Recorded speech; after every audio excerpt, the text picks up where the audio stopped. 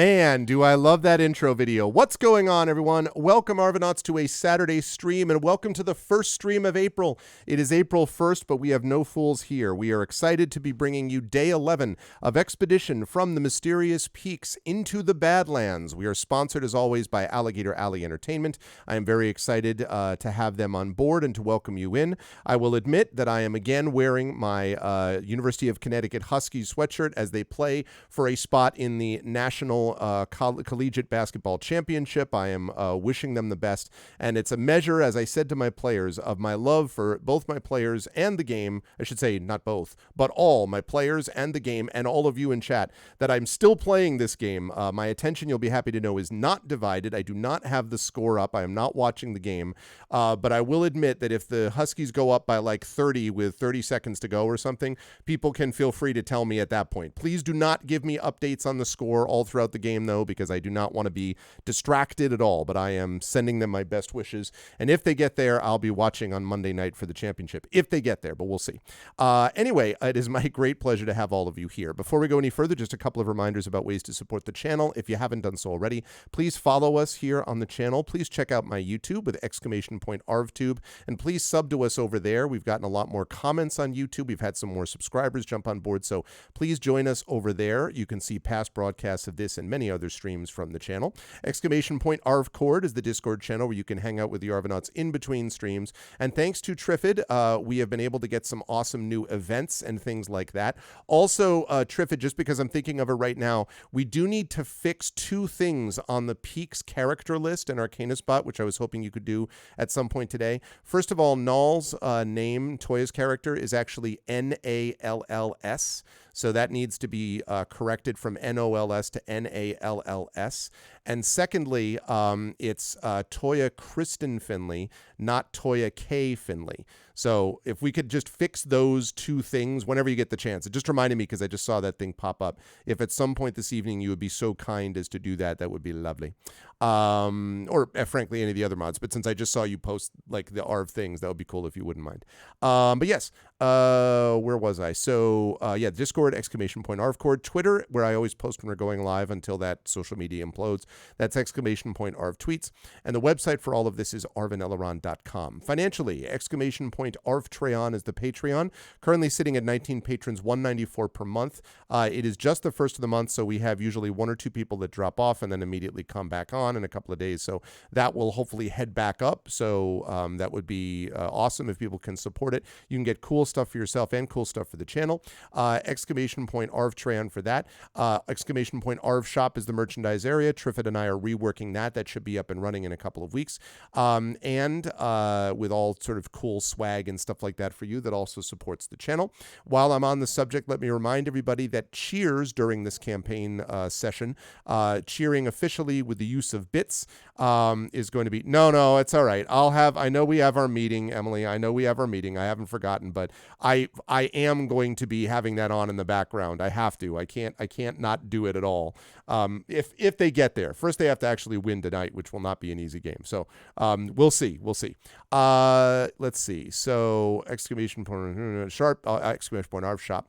As I mentioned, and then subbing to the channel would be lovely if you have not already done so. Subbing to the channel allows you to support the channel, get inspirations to help our players, and of course gives you those custom sub badges to use here, there, and everywhere across Twitch.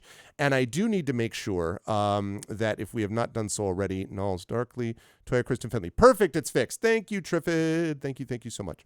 So that is the deal with that. Hold on just a second. What's going on? You're just getting it. Oh, okay. Okay. So let me see. Where was I? Okay.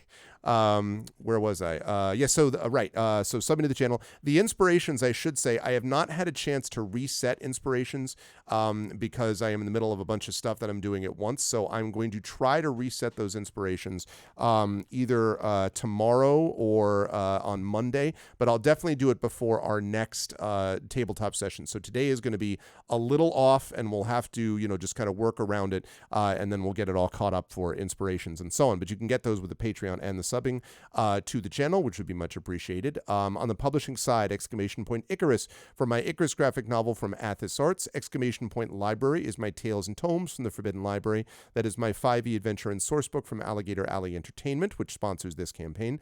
And exclamation point Greyshade is for my Greyshade novel, which came out last year, and from Athos Arts, the sequel to which, Renegade, will be coming out later this year.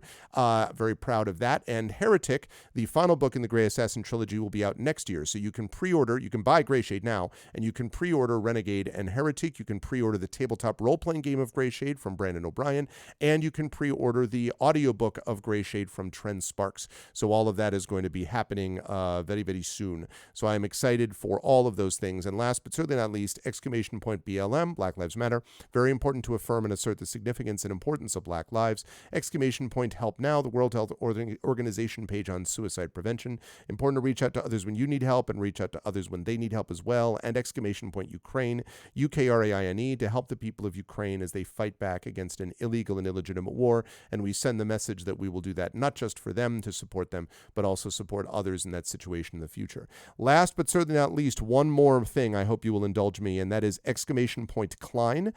This is for our live kickoff event for ArvCon 2023. This group expedition from the Mysterious Peaks group will be participating in ArvCon, of course, but this live and virtual event is happening on Thursday, May 25th, a little less than 2 months from now, at the Klein Memorial Auditorium in Bridgeport, Connecticut. It will feature CSE Cooney, Carlos Hernandez, Robert Austin James, also known as Darkside Rob, and Zach Clay, who you will see tonight. They will be joined by a high school student as we deliver what we hope is an awesome session of Night at the Forbidden Library for the audience. We will have a live in-person audience in the auditorium, and we will also have a live stream audience as well, and it's $5 for tickets. So this is the information about it, and if you are able to take and put up some of these flyers where you are, because that virtual live stream can be obviously accessed anywhere, even if you don't live in the country, please let me know. I'm happy to send you either digital or physical copies of this or this, which is the new one that the Klein just sent me. Please note the dragon at the center of that QR code. So that's exclamation point Klein. And again, we're really trying to get a lot of people out for that if we can, because it's a big deal for the channel. It's a big deal for ArvCon to benefit the Damon Runyon Cancer Research Foundation. And it's going to be a really great night. So please consider supporting us as well. Now, with that said, Expedition from the Mysterious Peaks now then won't be dark until Tuesday. And on Tuesday, we come back with more sorcery for the Crown of Kings. But for right now, I am going to unmute myself and apologize unreservedly for interrupting whoever I'm interrupting because I can't hear them. And then I'm going to unmute them. And last but certainly not least, I'm going to head over to reveal. The crew is here. They are all here. They are ready to go. They are ready and willing and excited and pumped up to do a ton of shopping and not actually leave that. No, I'm just kidding. They are going to actually get into, hopefully, tonight into the Badlands, which is what we're calling this session. I will start with the gentleman at the top left of your screen, who has been a busy bee today and has been doing a ton of work and has been able to join us nonetheless. So welcome, Johnny. It's good to see you. How is life in the universe with you? Do you want to let the people know what you have been doing? And then who are you playing in our session, our soiree this evening? So over the last 24 hours, I've actually run stream production for 12 of them. So I've done a lot of work for Big Bad Con, which was doing Big Bad Online, which is their sort of spring sort of panels and a bunch of neat things and bringing a bunch of people from the queer and the BIPOC community, essentially, just kind of bringing together and talking about game design, freelance, world building, all kinds of really great stuff. Those panels will be published to YouTube very shortly. I'm thinking they're going to do it in the next 48 hours, and I can't recommend it enough. A lot of those panels are fantastic. Toya, a game that you actually worked on was mentioned. The name of it was mentioned on an Indigenous panel, and it was the where rivers were trails. Yes, Beth LaFonse's project. Yes. Awesome. Yes. Yeah, it was absolutely fantastic. You were name dropped, and I thought that was just kind of interesting. So, anyways, yeah, it's right there. But so, anyways, it was a great program. It was 24 hours, lots of good program, or lots of good stuff to talk about. really crazy amount of stuff on the back end, so I feel a little frazzled as I'm here. I do want to say that the D&D movie is great. I disagree. I'm in the minority though about the beginning. The beginning, it's not that slow. It's just backstory. But anyways, so moving D&D into D&D, that never happens in D&D, actual D&D. Okay, the one thing I will say is that there is so much meta going on about the way people play the game that it's worth watching twice, I think. And that's the way I'll leave it at that. Wow, okay. I'm also a little amped up because of how much time I've been spending in front of and beside the camera, so I apologize if I've got a little too much energy right now.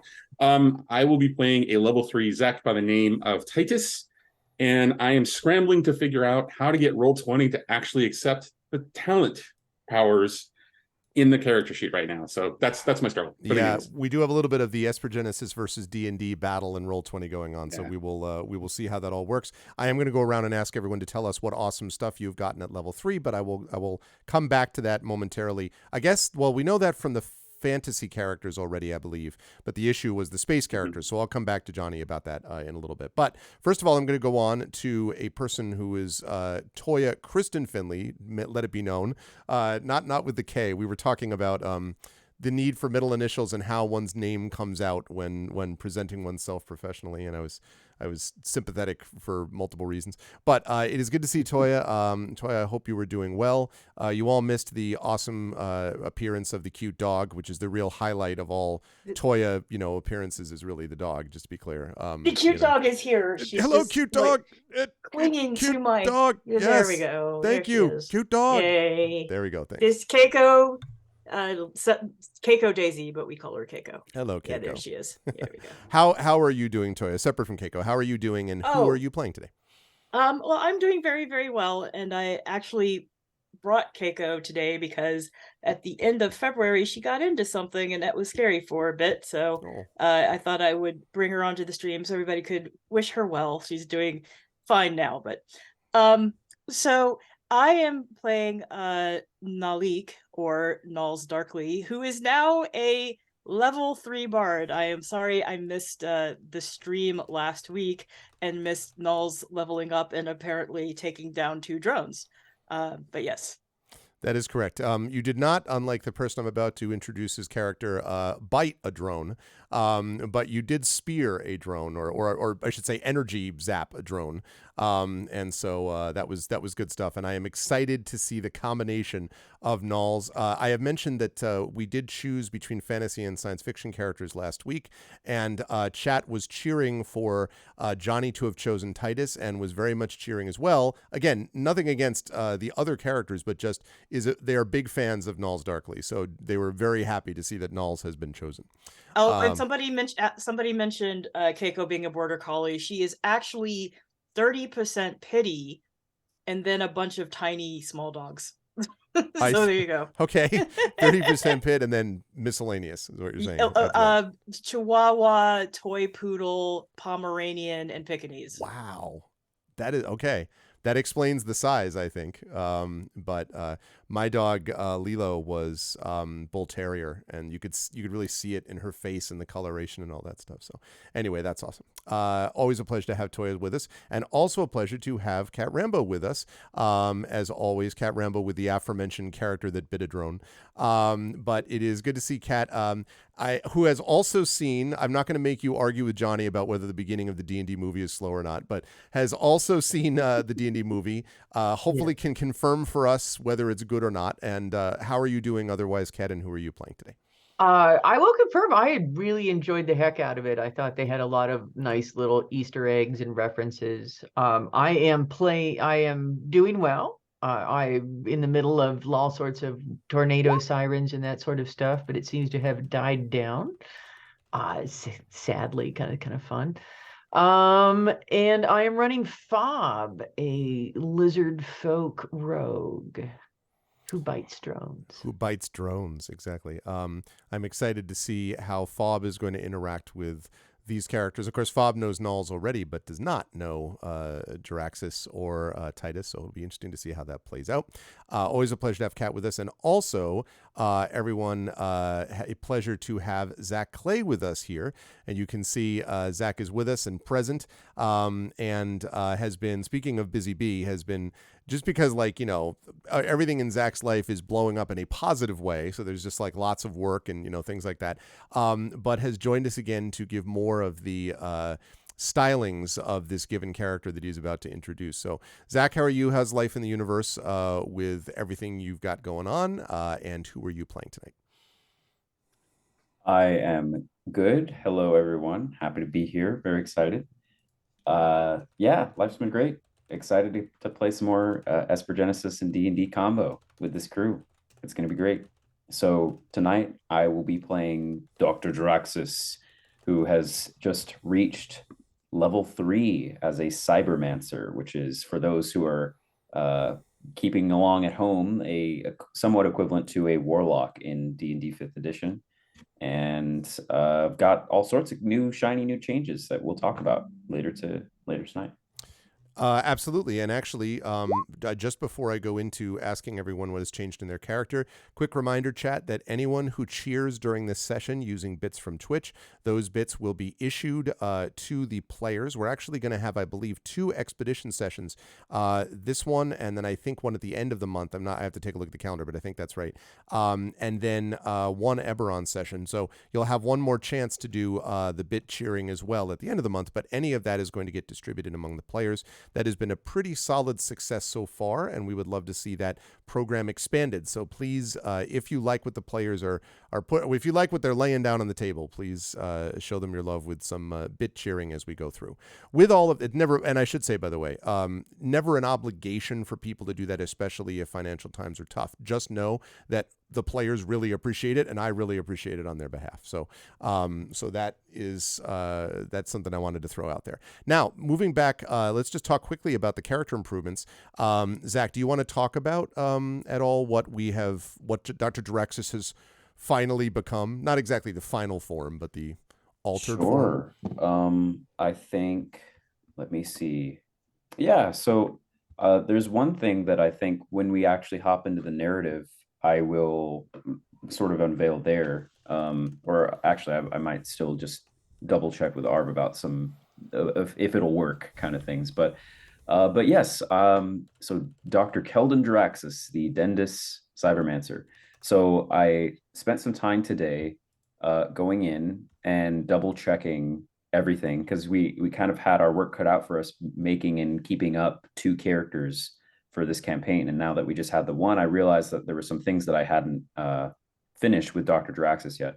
So even first off, he is a Dendis, one of those species from Esper Genesis, and they have their own lore and sort of characteristics. One of those that I noticed I didn't actually add in was that essentially Dr. Jaraxxus kind of has like a porcelain skin, you know, yellow eyes and things like that, and has no hair. But the hair of the Dendis, or what would be in place of it, they actually have these like tentacles, which are called Larima.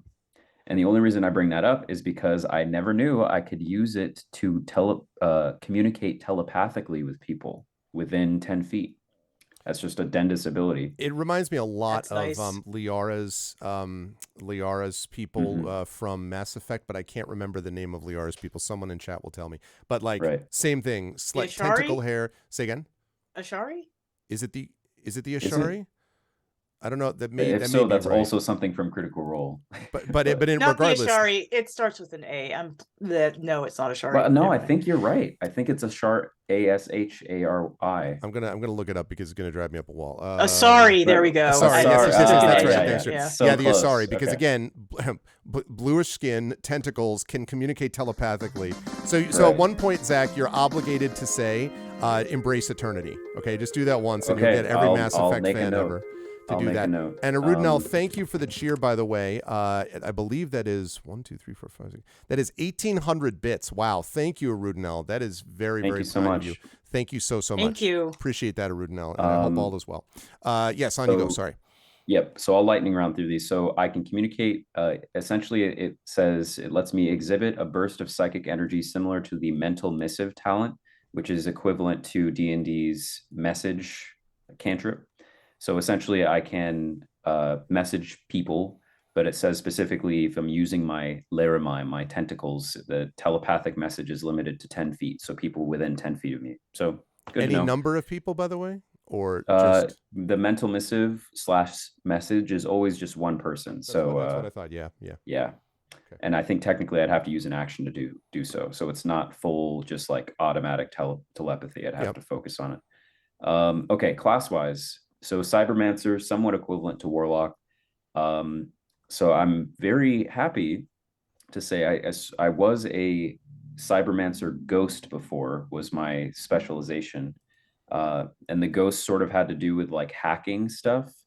And this is sort of the double-edged sword of Esper Genesis abilities, where it's like for every ability in Esper Genesis that specifically deals with constructs or automatons or hacking computers and things like that, that's all great. But now I sort of realize like, we're in a dual crossover campaign. We're in a very like fantasy, like we're on the ground right now on a fantasy world. And yeah, we're going to encounter sci-fi stuff and Esper stuff, but I don't want to have a class that's completely relegated to dealing with one enemy type that probably won't show up for a while. That plus, I feel like Dr. Draxus, he's sort of that celebrity being able to influence people or recording things. I don't know. So I found this awesome Cybermancer subclass written by David Ingham, which is called the Director. And he wrote it as the Director is supposed to be and I quote, manifestation of absolute order, control, and justice, demanding equilibrium on all things. But the abilities that it provides also fit rather well with the interpretation of like a film director or a stream director. So Dr. Draxus is going to have more abilities that have to do with influencing people and helping them. And so the main ability that I got is now I can once per short rest, if a creature within 30 feet of me makes an attack roll, saving throw, or ability check, I can use my reaction and make their roll a 10 on the die. And so we'll see how Dr. Draxus interprets that. And it's 1 per short rest. So it's a 1 and done until we rest again. And this image of you taking a selfie for your people and just be like, watch this, and like. Yeah, exactly. Or like, don't mess it up. You're on live stream. Yeah, exactly. We just went live. They're all watching. Yep. There's 2 main other things and then I'm done. Some new talents, some new abilities. I'll save that for when they pop up, when they become relevant. Mm-hmm. And because it's somewhat equivalent to Warlock, my tech slots are now 2nd level. All of them are 2nd level, so a bit more powerful. And the other things, I've chosen a different invocation now, a different complex pattern called Auto Translate, which lets me read all writing. So that'll be cool. Yep. I thought would probably be useful given we're on a foreign planet. And the only other thing of note in particular is at 3rd level, the Warlock, the Cybermancer gets to pick either a weapon specialization, a prime talent specialization like cantrips, or you get to have a bonded companion, which is essentially like Esper Genesis version of Find Familiar. And I've gone with the last one there, the sort of the bonded companion Find Familiar part. And so probably once we start, Draxus is going to summon up whatever this little familiar thing is going to look like. Okay.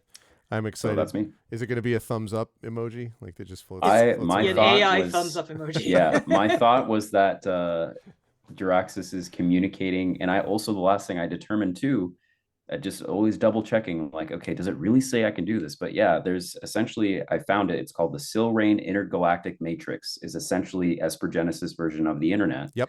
I have a sim unit. In fact, I have 2 that let me access that.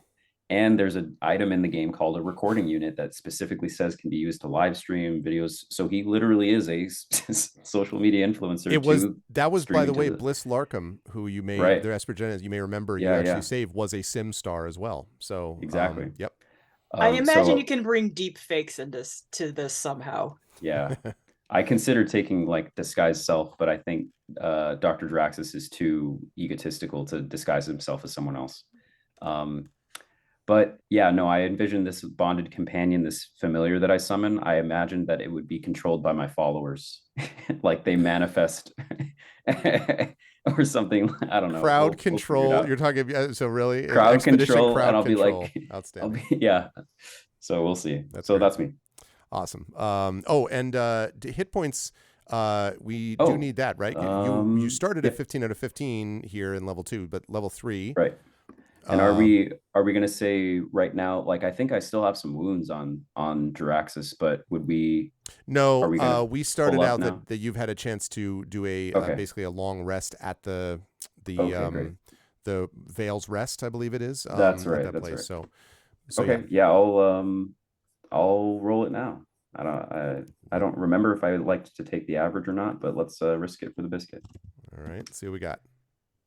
It's D8 + 1. Here we go. All right, there 6. You go. See? There we go. 6. Cool. So we are at 21 out of 21. Awesome. Lovely. And still have that, love this invocation, this pattern that lets me cast. Yeah. So we'll just take because I can basically just give myself a temp shield anytime I want. So I'll keep that, I guess. Good stuff. Lovely, Zach. Kat, I know we went over this last time, but maybe if we could just briefly summarize what Fob has gained since reaching level 3. And I don't think you rolled hit points either, actually. I didn't roll hit points, but so let me run through Fob's new stuff. One is that Fob has this thing called Steady Aim, which says as a bonus action, you give yourself advantage on your next attack roll on the current turn, but basically can't move before, can't move after. Yep. And then had to pick the roguish archetype, and I went with Inquisitive, which seemed like the best choice for Fob. There you Love go. it. So that means that Fob has a talent for picking out lies when making a wisdom insight check to determine whether a creature is lying. Treat a roll of 7 or lower on the D20 as an 8.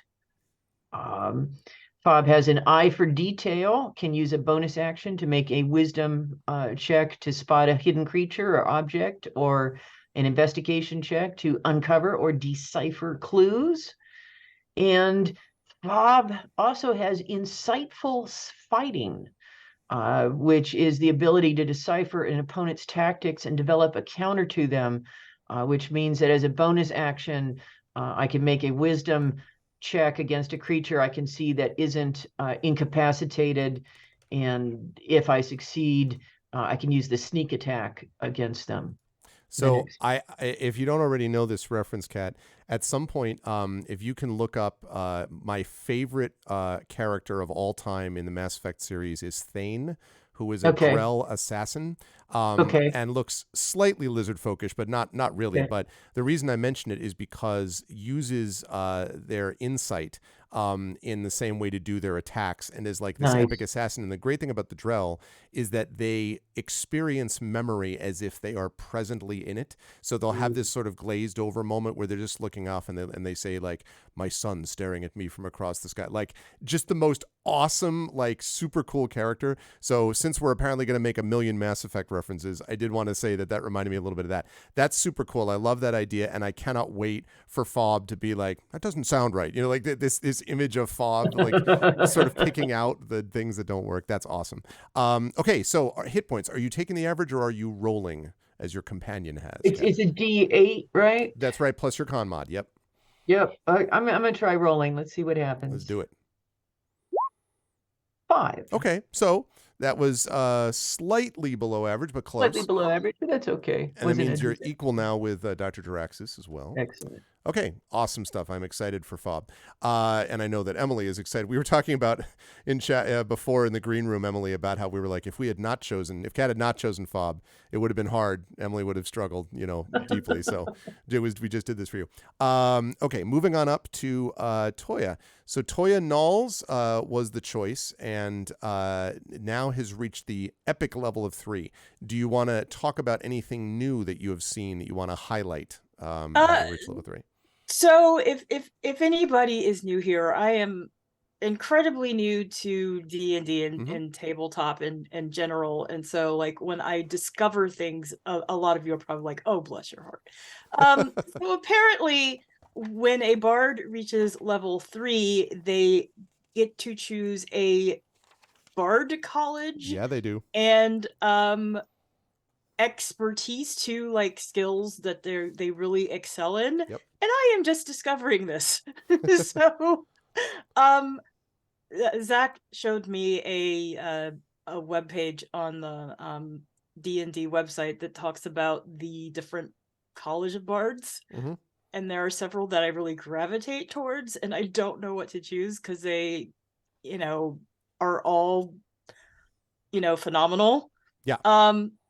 So I like College of Creation and Lore and Spirits and Whispers. I think those are all the ones that were kind of calling to me. Mm-hmm. I can see all Um, of those. I thought about Lore, but you're right. Some of the Whispers also would be pretty cool. So yeah, totally your call, of course. I really don't know what to do, and I know like Jiraxis has like this telepathic angle, and the Tiny Whispers bit, yeah. Whispers is kind of similar, but it's very, very dark. And I kind of gravitate towards that. Ooh. But maybe I'm talking too much about myself now. But like it has psychic blades and words of terror, Yep. like they're having kind of a dark side of, well, Mhm. it would be the darkly sides of Nels. That's fair enough. I can See, it was all a that. foreshadowing. Everyone was like, "Oh, Nulls Yeah. is so chill." You're like, perhaps you missed my name, Darkly." Like So- like the whole thing. They I'd be also curious- get some. Oh, sorry. There's the subclasses start to also get new like light to them as they level up too. And I Right. forgot that like the Whispers one, it says at 6th level, it just adds a whole new dynamic that says a humanoid dies within 30 feet of you, you can capture its shadow and magically transform yourself to look like them. At which So point, that's a whole Fob other- is like, "That's not you." Like, it's Yeah. like the skill battle of like. So the whole other part of it is like you like disguise yourself as people who have died and like become like a spy or something. That's So I'm interesting. I'm wondering how different that is from like College of Spirits, because this has like there's like all these tales from beyond things and spirit Mhm. tales that just seems overwhelming to me. Yeah. But that seems kind of interesting.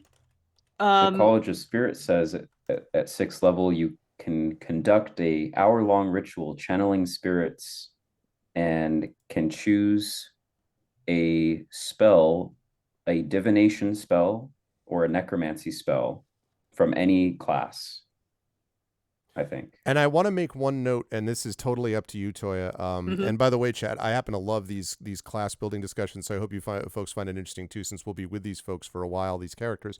Arvin, tremendous use of Arvany Witch there, by the way, Amandageddon. Tremendous, exactly what it's for. So one thing I want to note, Toya, which is just something I observed, and the players can tell me if they agree. Nulls always struck me as someone with this sort of deep intuitive understanding that everyone is like, how exactly did Nulls figure that out, right? There's sort of this wisdom about it. And I will say, based on not only that, but what you've previously discussed about wanting to reach out to others in a different landscape that may or may not be connected to dreams, this idea of these reaching out to spirits to guide you and others, reaching out to spirits to tell you their tales, feels like dead on the way that you were playing Nulls. Now, that doesn't mean in any way that you have to be limited to it, but I thought it would tell you from the from the outside in watching it. It felt like a lot of what you were doing was tying into this sense of this uncanny ability to understand intuitively what's happening around you. So I mention that only as it sounds awesome and exactly down the line of what you were doing. Don't need to feel locked into that, but I thought I would mention it because that may not be as dark as the Whispers thing, but man, just the concept of literally saying you reach out to spirits who tell their tales through you, like that sounds exactly what Nulls was doing previously. So anyway, Well, and I mean, like if it could be interpreted as not necessarily dead people, Right. but if a dream is like spirits traveling when Yeah. they're asleep, or maybe not all the way conscious or something like that, and you can like tell the tale to give them benefits. Like you could be like, this reminds me of the path of the tiger when the blah blah blah happened, and suddenly Titus is like, you're right, I am strong like the tiger, or whatever. Like I love that image. So anyway, it's totally up to you, Toya. And I guess what you wanted to do was sort of play through the session today and kind of think it through and maybe give us a sense of what you might feel like towards the end. Is that? Yeah, and also Emily, yes, we did talk about like how terrifying it will be for Jaraxxus and Nulls to like have any interactions whatsoever. Yeah. But also like the one thing I was asking Zach in the green room is like, what is the difference between spirits and lore, because they seem very similar to me. But lore may not be as kind of mystical as spirits is. And lore is more history driven, as in the study of books and tomes and the wisdom of those who have written down these information. The spirit one is more as if you're being told directly by those spirits, which means the wisdom. So the lore one gives you a little bit more of a set, like what it's going to do, right? The spirit view is slightly more, I reach out into the cosmos and I don't know what will speak back to me. So there's a little bit of an element more of, I wouldn't call it randomness, but of like a flavor that isn't all on your sort of decision-making process.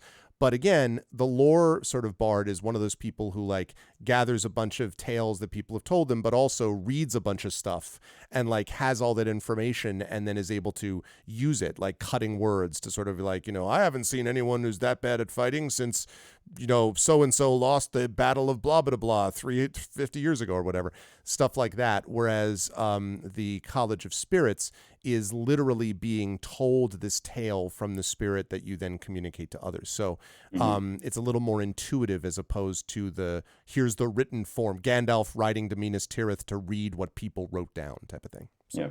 And that long table there for the College of Spirits, like, because you are right that I think College of Spirits is probably the more mechanically complicated choice to make. But basically all it is that you essentially roll the bones, and depending on what result you get, that whole chart goes from 1 to 12. But for you right now, I think it would only be 1 to 6. And depending on what you get, they're each a different effect that they say are represented by a tail. Like the tail of the clever animal, a target is more intelligent, wiser, or has higher charisma for whatever. So you basically roll the bones for a short period of time. You're like, oh, okay, given what I've rolled, I'm going to apply this to this person and help them or detriment them or whatever. I'm not sure Uncle Bones would be happy about being rolled, but roll the uncle, so to speak. Anyway, totally up to you. You can decide. But there's no bad decision here. Like whatever you choose. I am gravitating towards both whispers and spirits based on the conversation. I'd be curious to see what chat thinks, but as RuPaul says, the final choice is mine and mine alone to make. Exactly. So chat, weigh in, but again, exactly as Toya says, it'll be ultimately Toya's call. So I will wait then, although I would like you to roll your hit points though, because that's not going to change regardless. So I've got a question about that, because sure. When I edited my character in online, it automatically upped the hit points to 24. I guess it's probably doing the average for you, it sounds like. Although if you started with 17, I started with 17. So is that right? Because you'd have, I think it's a D8, right? So okay, so it just so yeah. I guess technically the average should be either 4 or 5, so it went 1 above that. That's fine. So because your con modifier would be con modifier was 2 then, right? Was your con modifier 2? Toya, do you know what is your raw score for your con? What's your constitution? What is my raw score for my con? This is one of those, oh, bless her heart moments. No, it's all right. It should say in the stat under Constitution what you have. 14, and there's a +2 above it. Okay, yeah. So it's so you have a +2 modifier for your con. So that means it gave you 5, so about average for 1d8 +2, so 7. and that's fine. That's good to me. I Okay. ain't touching that. That sounds like a plan. That sounds really good to me. So you're at 24 out of 24. Lovely. Yeah, I will point out to chat that at one point, 3 out of the 4 of the characters were literally down on the deck of the glider as they were piloting it down. So it does make a difference. Okay, awesome. Nulls, we will come back to you for your decision about which direction to go at the end. Last but certainly not least, we come back up to Johnny and Titus Littlefoot. So Johnny, tell me, what has the Zek engineer gained in strength and knowledge and in wisdom and all that stuff is reaching the heady heights of level 3? 2 talents from level 2 talents or powers or whatever, engineer powers, because that's it. The engineer does its great thing, where it chooses its class or chooses its subclass at level 2, which I became a medic basically. Mhm. So at level 3, I get a little Wow. more powerful. Yeah, that's pretty much it. So Yeah, that's right, actually. But so you yeah, do get things new don't get talents, really though. interesting until level 5 at this point. Right. You do get a couple of new techniques. What did you what tech slots what talents I should say, sorry, did you pick up? So I have not chosen those yet. I can give you those in a couple of minutes. Okay. So what happened was I have been laboring very hard with the Roll20 Aspergenesis character sheet and the compendium, and boy, I have complaints. It's really hard to navigate, but I will be looking through that pretty quickly, so I will be able to give you that in once we get started. Okay. But I will roll my what's the word I'm looking for? Yeah, there you go. That's let's see it. I think that's. Let's see it. And Wayman Wolf, what you're voting for is just things that might be a good option for Toya's Nulls Darkly, the Bard. Does Nulls choose the College of Lore? Or I'm sorry, the College of Whispers or the College of Spirits. And again, Toya gets to make the call, but will happily take feedback from chat, I suppose, is what Toya said. And what do we just roll? Oh, 4, I see. Well, I usually take the average. I don't. But look, it means what it means is you averaged out. You have 21 out of 21, just like Fob, just like Dr. Jaraxxus, and only Nulls has a few extra hit points. So you're all around the same spot. So it's just solidarity with your party. I think it's great. Okay, well, so with all of that said, then we are going to talk about what happened. Unless you have a question, Toya. I was going to say, can we put that link to the colleges in the chat so people can see the descriptions? Good call. Yes, thank you, Zach. And let us zip over to the map here, where we can see what the party is about to face. So in our last session, let me get some music up here. Actually, I think we were in the Mill Town. We'll stay in the Mill Town for just a minute longer. So there we go. In our last session, the science fiction characters, the Aspergenesis characters, the crew of the Sunrider. Sorry, that's absolutely not true. Not the crew of the Sunrider. The fantasy characters who are making their escape from Camria and from the guards of the Primarch, specifically the cultists of the Primarch that were pursuing them, took the glider piloted by Elu Whisperwind. And headed down on this glider while pursued by a series of drones. One of the drones managed to rip the wings slightly above. The other drones fired and did some serious damage to both Nulls and I believe also hit Fob at one point. There was back and forth battle. At one point, as I mentioned, 3 of the characters were literally on the deck. Fob actually bit a drone. There was electrical energy being fired out by Null's spear and so on. So there was a lot of stuff going on. But the party did manage to survive and defeat the drones, even when they defeated one of the drones and it blew up as its last happy birthday to all of you present. But you were able to make it down and land not far away from New Camimport, which is kind of like a frontier town, which is basically right about here-ish, where I am pinging. That is New Camimport, kind of a frontier town right at the beginning of the Badlands. Elu led the party in to New Camimport, where they met a few people, actually. They met for one thing. Let me make sure I have my person up here. Yes, Darmuth, who was the wizard that the space characters had rescued. And Darmuth and Elu Whisperwind knew each other and were able to give information to each other about what had happened in their respective ways.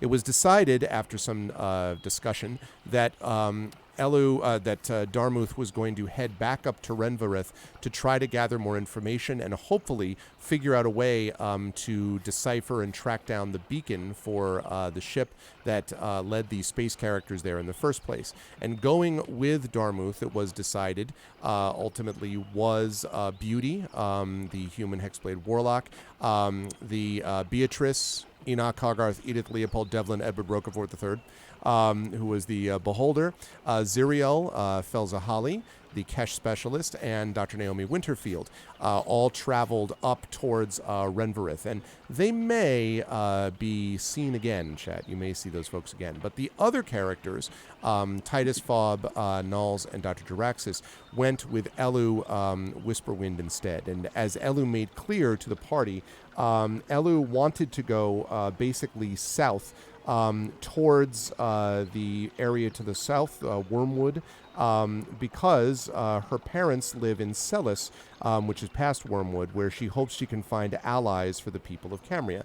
And she offered as a part of this, in exchange for the escort, to help the characters get access to secret tunnels that lead from Celis to the ruins of the Centurion in the barriers. And she is certain that those ruins hold answers to the whereabouts of their signal beacon. So for Nulls and for Fob, there's reason to do this because of the fact that they have been kicked off of Camria and because there's this whole cultist thing, and this threatens all of, Thalos, basically. And for Titus and Dr. Jaraxxus, there's reason to do this because they came to the planet in the first place, chasing after this beacon in the ship. So for all of those groups, all of those players, the characters, it makes sense to do this. So the party decided to do this. The party also spent a little bit of time shopping and gathering sort of basic supplies and things like that. There are a series of things that are available here. Your sort of basic goods, rations, things like that are available. There are a couple of more unusual things like healing potions and so on, which are rather expensive, but are possibly able to be gotten. And then there were a couple of things which are super cool, but are basically super marked up and are very difficult to get. This is kind of the last chance saloon. So a lot of people who come here are willing to spend like way extra money to be able to get particular magical goods while they're going into the Badlands.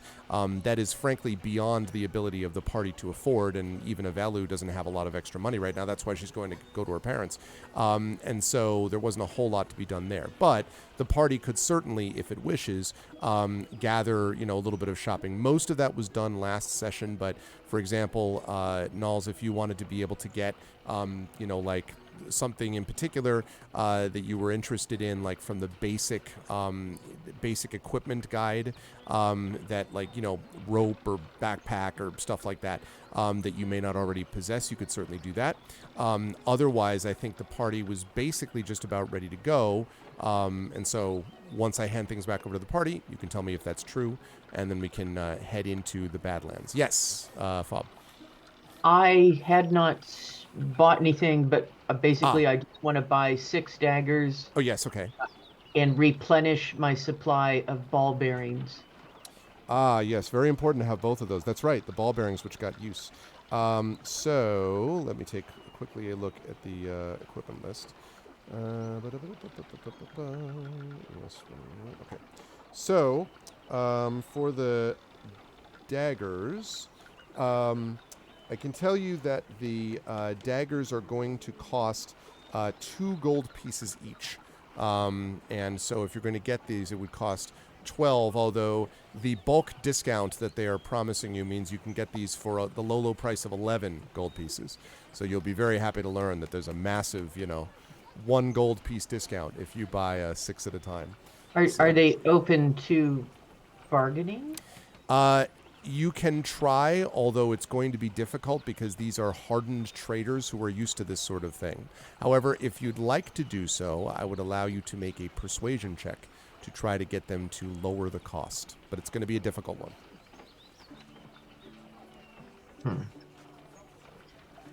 I think I'll pass on that. I'll just take the 11 gold Okay. cost. And as far as the ball bearings are concerned, a bag of 1,000 costs Yeah. 1 gold piece. That is what I would like. Okay. Ferengi fire sale. Buy 9,999, get 1 at 1.3% off. Yeah, exactly. Exactly right. Okay. So let me ask you if Titus or Dr. Jaraxis, and then I'll come to Null's last. Titus or Dr. Jaraxis, is there anything else that you wanted to get? As you mentioned last time, getting Sorium and stuff like that, energy things is going to be important. There is not any such thing here. The good news, though, is that this whole planet has things that feel like very much like Sorium, either Sorium themselves or infused potentially with Sorium, based upon the weird crystalline structures of the barrier peaks that has formed these kind of Magitech, powered devices like lanterns and things like that. So you should, although not here, but should hopefully be able to find some things that will work as equivalents of Sorium. So having said that, is there anything that either of you wanted to get that you haven't already? Hey, Wispy. And hello, Sukal. Welcome, everyone. Okay, so during at the end of the last session, Titus walked off looking to try to discover that particular element, that particular sort of concern. When he was done, he didn't feel comfortable with the answer, and he would have sought to find something that feels like that. Like he would have used some sort of like Esper sense kind of a ability to find something that resonated very similarly, like an object that contained the crystals or whatever, and then would purchase it specifically to then study it as sort of like a long running kind of a task, kind of a thing. Like every time we take a long rest or whatever, Titus will just like pull it out and start really kind of like probing it and trying to figure out what he can about it, analyze it, use his rig to kind of like dissect it or do whatever he can to kind of figure that out. Well, I'll give you one example of something that's exactly like that, and it is a Magitech powered lantern. So this is basically a lantern very similar to what an oil lantern would be, except that in this context, this thing is the equivalent of like an ever-burning light. So it basically does not go out. It is unclear how long this will last, but it's basically... These things feel close to permanence, like you would guess several millennia before this thing actually burns out. Of course, it can be destroyed and so on, but that thing is powered by a very limited amount of Magitech energy. So if you wanted to get something like that, this would be... Now, normally a lantern would cost, to get one of these, would cost about 10 gold pieces. But this thing, because of the Magitech technology, is 15. So it is not cheap. But it would do everything else you just asked about being powered by something, and you could kind of try to take it apart, et cetera, et cetera. So it'd be 15 gold, though, if you wanted it. Unless you want to try and talk them down, but that's the deal. Sure. Titus is going to, try to have that conversation. All right. Let's have you make a persuasion check. Let's see if you can haggle these people down. They do look at you with some curiosity. And also rejection. They're like, wow. They're just like, you don't, if you want something like this, you don't even have to fuel it. Come on now. I don't know who or what you are, but you're going to need a light for the dark places you're going. 15 gold pieces is a fair price. This is basic. This is so, I just can't. All right. Look at it. Look at it. Titus. Okay. Hands over in his like little clawed paw, and he's like, it's a ripoff. But all right, here we go. And they hand you the lantern. It's fine. It's fine. It's fine. And he just kind of wanders off. They hand you the lantern. It comes with a little piece of a little plaque on it that says, "Congratulations, you are now the owner of a brand new Magitech lantern, the finest Magitech lantern that exists in the Badlands." Blah blah blah. Says something about registering a warranty. No, I'm kidding. I made that part up. But the rest of it is true. Okay, with a little thing like that, who's the company that makes it? Who are the manufacturers? Who are the tinkerers who do it? It actually does have a name on it, and it is G. Esper.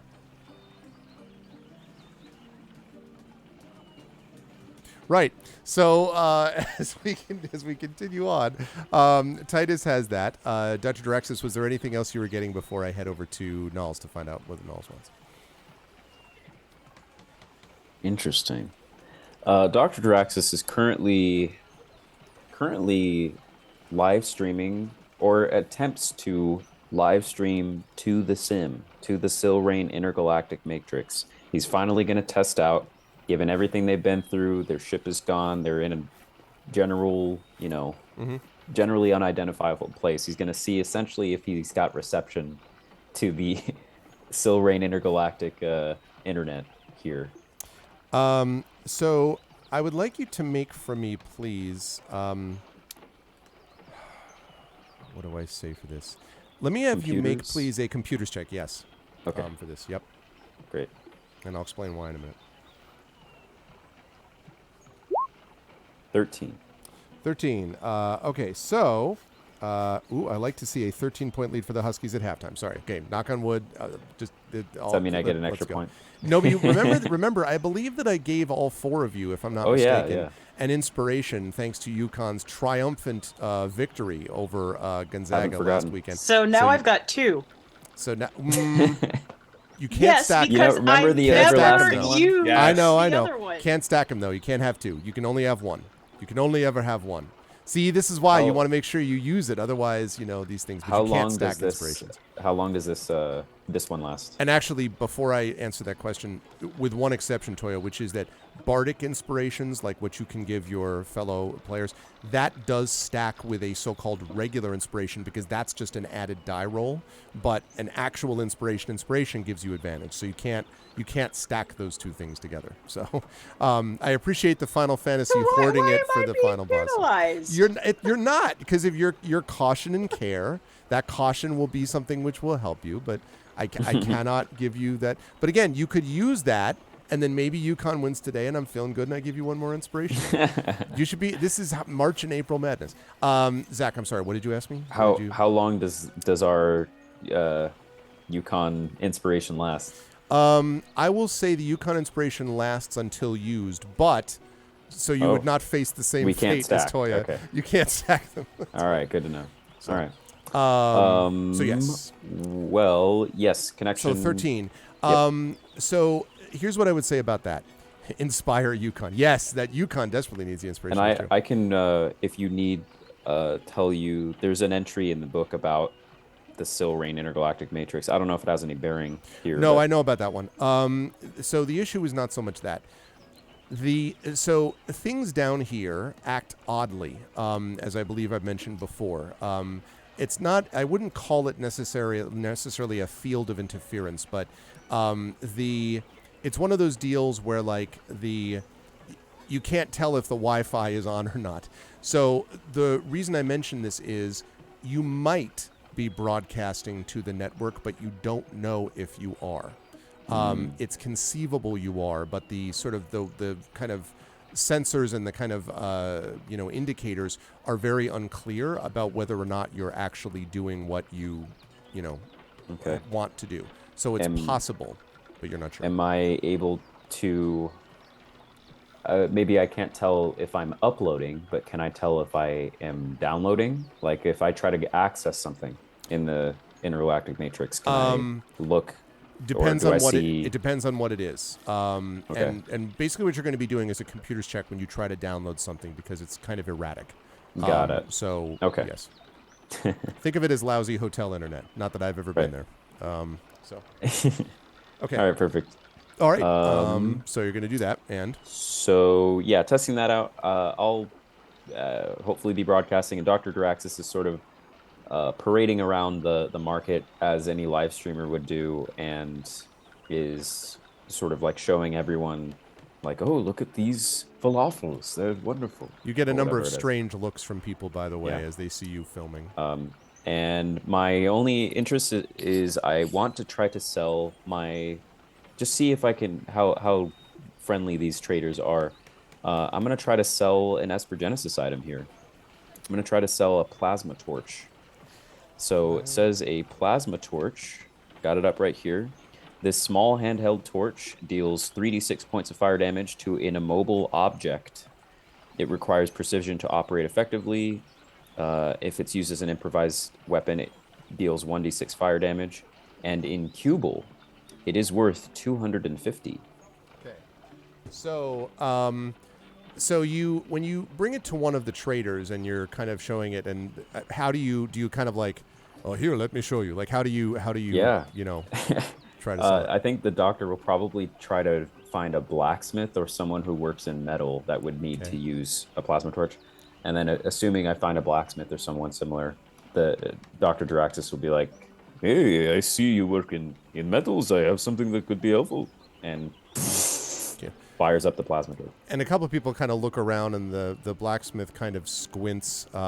It is in this particular case, shockingly, a dwarven blacksmith who kind of like slightly like narrows one eye and looks up and let me see, and kind of puts up his hand. I hand it over and sort of like looks at it, and then for a moment there's a horrifying moment where it looks at it like this, like the turns the torch off. Don't do that. And then sort of like, it's fine. Look at this, and sort of you see like all of these like blackened marks on his arms where clearly he's burned himself before. And he says, and he holds up a piece of metal, and he uses the torch underneath it, and heats it, and then sort of does it on both sides. Puts the torch on the ground facing up with it still going. So you might want to turn that totally off. Ignoring you, picks up the hammer and then clink, clink, and starts hitting the metal. And it does bend a little bit, and then he kind of frowns and he says, it's not getting hot enough, I don't think. You don't use it for heat, you use it to cut. Let's say you need to cut a mold away for your whatever you're doing. Cut a mold. I can use these, and he kind of points to these massive, heavy shears, and he says, "You saying this would do the job more?" Yes, of course. So, and it would still keep it hot too. So he kind of like runs it around, and his assistant, who might be his son, a younger dwarf, kind of looks up and kind of nods and at you and is kind of like, seems pretty good. What do you think, Dad? And they're like, I don't know. Where I'm from, something like this is worth, what are these? Gold is worth 250 of these. 250? I hold up. Why, you could buy a set of plate armor for that. You could almost buy a set of half plate armor for 250 gold. 250 gold! He kind of yells it back into the shop. 250, you hear 250 gold coming from the inside of the shop. What's it worth to you then? And he kind of, like twitches his red beard fiercely twitches as he's like clearly doing complicated math, and he's like, I think perhaps we could get up to 50 gold. And kind of, blinks and looks at it. And the son sort of like glances up at his father for a moment, and he's just like, 50 gold.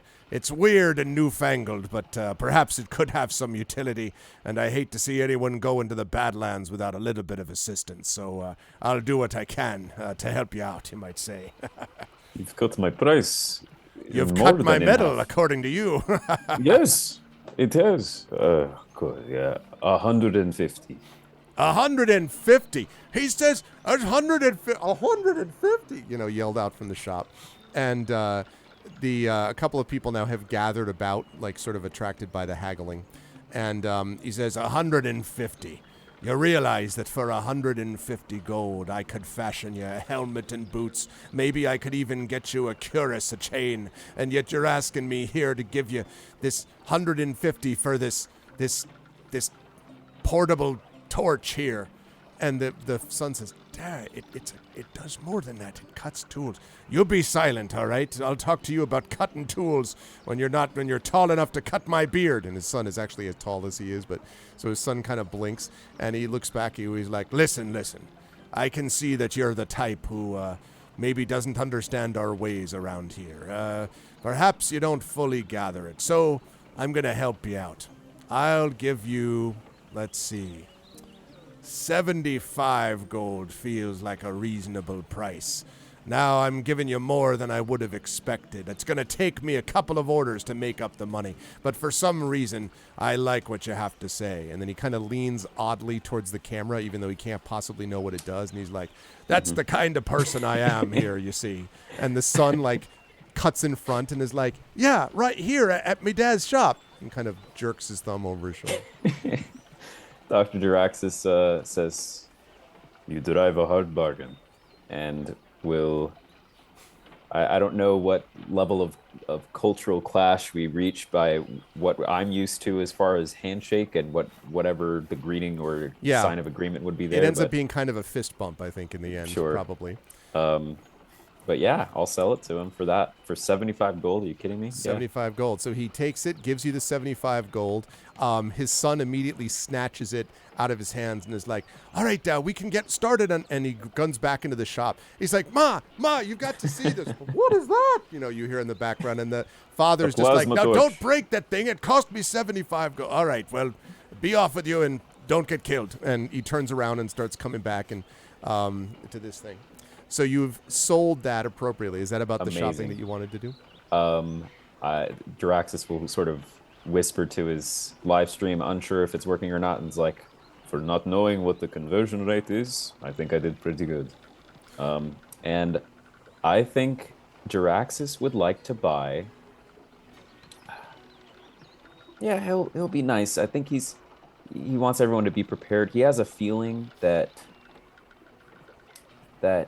they're going to be provided this, maybe because was it Elu that said that she's gone off to go get some family money or something? Well, when you have to go down, you're going with Utlo to do that because she's like, it's way to the south. Got it. So, And then real quick too, before I do this, so you mentioned that we're heading somewhere where we think we'll be able to get something equivalent to Sorium. Can you Yes. remind me what the context of that was? you're about here, right, at New Camimport. Right. Somewhere, what you're told is that somewhere around here-ish is where the Barrier Peaks are, which is also allegedly where this other ship crashed a long time ago.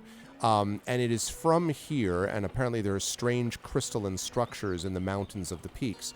According to the locals, it is here where Magitech was first discovered as this kind of strange, energetic fusion of magic and perhaps technology, hence Magitech, that allowed them to advance what they were capable of doing. Not everyone in Thalas has equally adopted this, as I believe I talked about initially.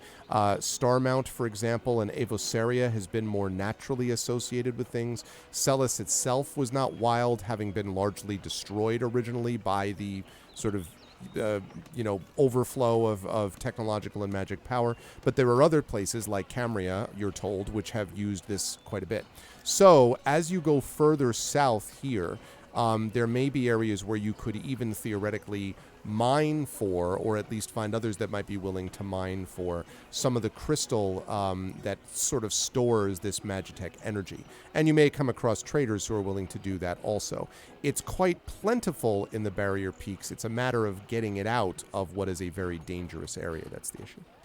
Okay, got it. Look forward to it. Okay, I'm almost done. I know what I'm going to get. I would like to get 2 Explorers packs, if that's possible. Okay.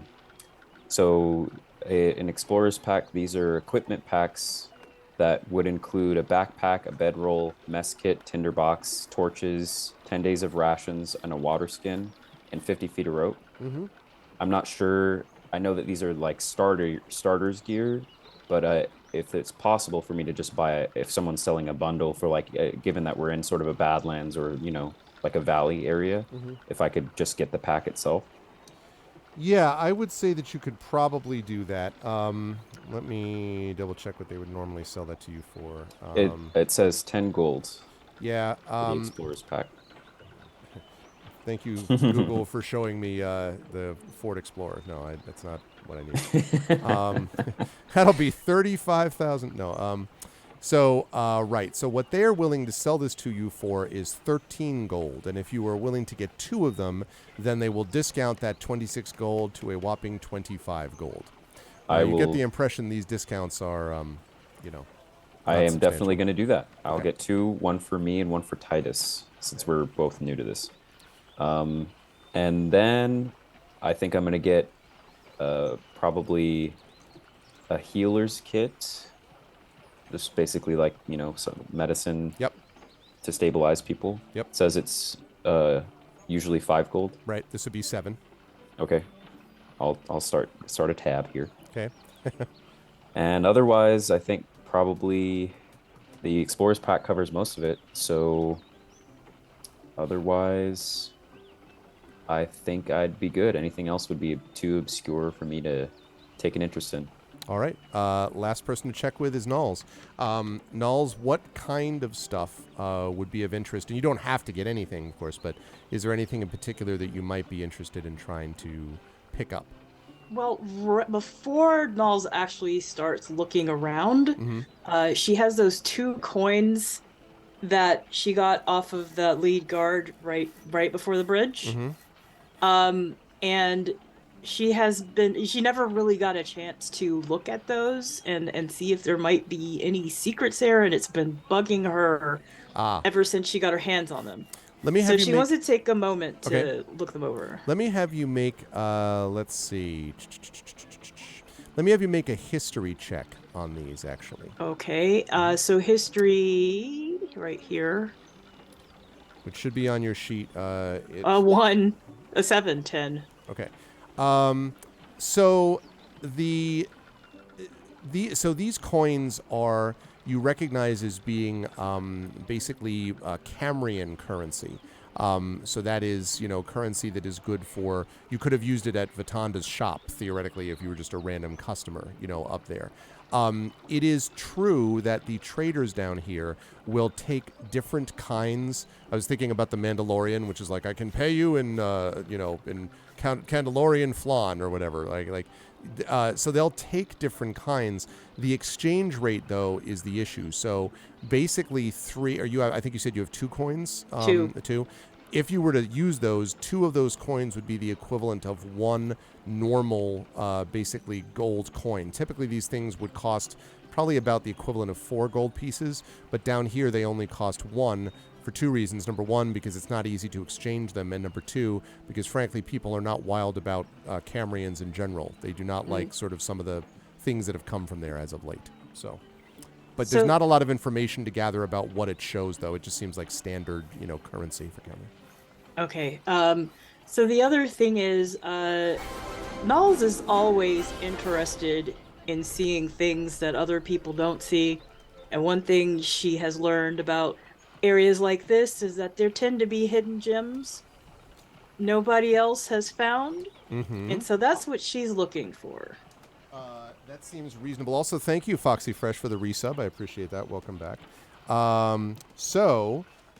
Yes, let me tell you a little bit about that. So, Nulls, as you're looking around the area, you do happen to find one spot, and I should have mentioned this before, that the market is in what looks like a deserted amphitheater. That this was used for something else, and now, not unlike Gen Con, it's on the floor basically of this arena, so there are these stalls all over the place. But right in the back of these things, you can find what essentially looks like a booth where you can see there are several lutes and stringed instruments, and you're pretty sure you see a couple of other drums and things like that that are up there, Nulls. And you find in particular a couple of striking things hanging up here. A couple of them are things that you recognize as being relatively normal. So there is a flute, which you see hanging up, which seems to be made out of, if you had to guess, some kind of a reed. It looks like it's kind of this hollowed out green piece of almost like bamboo. It almost looks like. So there's one of those. There are also a couple of other woodwind-like instruments, like for example an item which has these 3 bamboo pipes that are passing into what looks like a hollowed out gourd, like a vegetable gourd. And the center pipe has these holes, which apparently are used to change the pitch. And it is called a hulusi, is the name of this thing, you were told. Also has very fancy decorations on the outside, which strikes you as unusual. You had not seen anything exactly of that sort before. But clearly the most impressive looking instrument, and the one that in particular catches your eye probably, is there are these series of pipes hanging, and at first it looks like they're just pipes hanging off a sack. And then as you sort of look closer, you can see that it seems to be that the sack seems to have some kind of plaid, like red and sort of blue pattern on it, like almost like a tartan pattern. And the owner of the shop, who is this tall, lithe human, he sees you and he's like, "Ah, that's one of our best that you're looking at right there. Here, perhaps, sure, and let me show you what it's got." And he takes it down, and then taking one of the pipes that comes from it, blows into it, and you can see the bag inflating. And then using his arm, he holds and begins to push down on the bag, and you hear this wah, and he starts playing wah ba ba ba do ba, and he's making this like sound of what what for all the world sounds like cats caterwauling, but somehow vaguely in harmony. As it plays, and it's very powerful. Like a bunch of the other booths are looking. You see one person whose booth is right next to him, which seems to sell a bunch of different kinds of breads. It just has her head in her hands as this instrument is being played, and it's very impressive.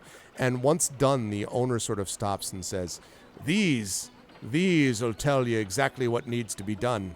Right here, you've got, of course, bagpipes. And I imagine you could use these if you wanted to scare off enemies, inspire your party, of course. Anyone who travels with you would be happy to hear this sound, motivating them over the next hillside. And who is the maker of this fine instrument? I am, and he bows low, and he says, "My name is Felis Eren. I have made some of the finest instruments that to be found anywhere here, at least anywhere in New Camimport.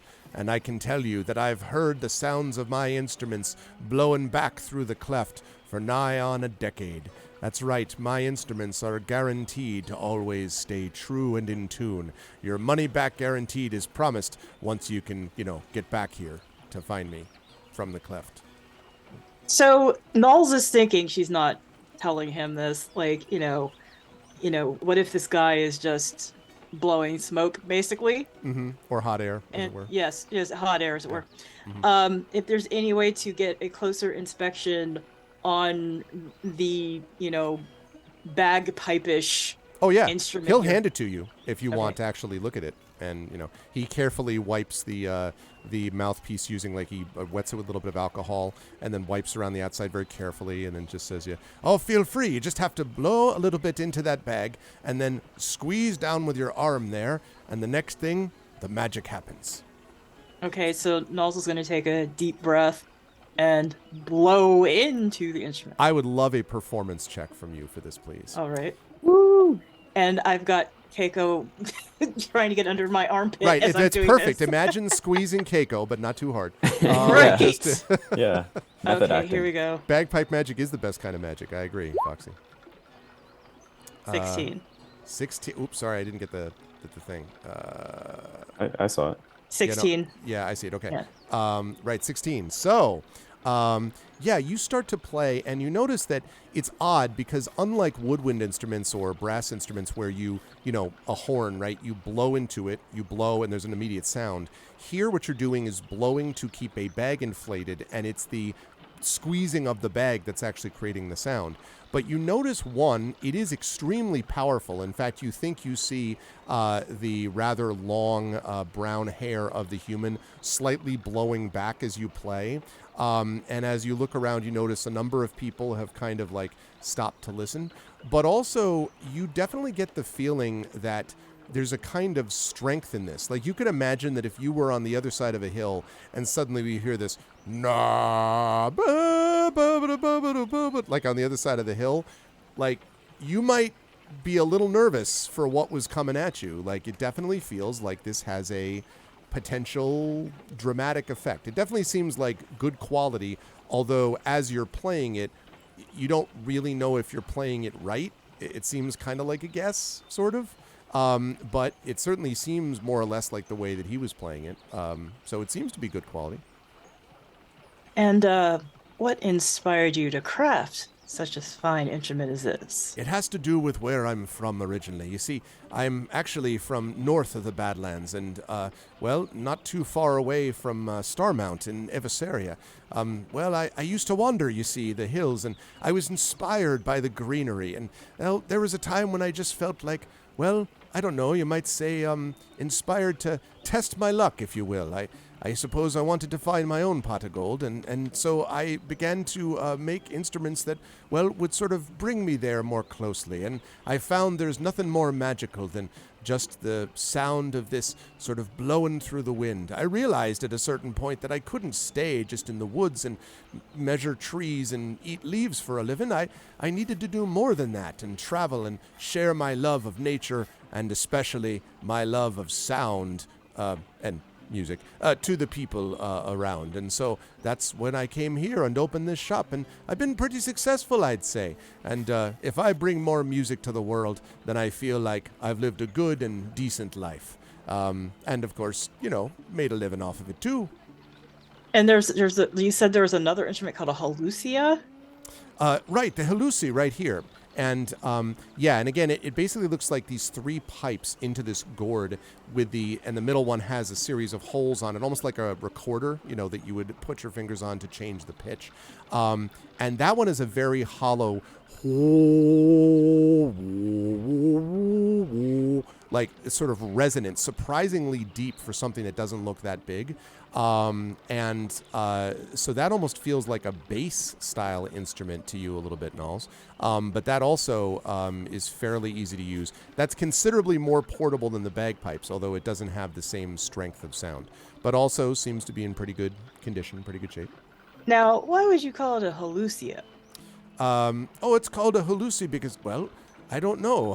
I actually think that this was something that was told to me by someone else. They gave me a little bit of information about how to make it. I heard them playing it once, walking along the road. I was just there, carrying along my instruments. I was going to a market to sell them, and all of a sudden I hear this whoa, whoa, whoa, whoa, whoa, whoa, whoa, whoa, whoa, whoa, down the road, and I looked up, and there they were playing this strange little thing. I had to know how to make it, and they explained it, and they called it a halusi.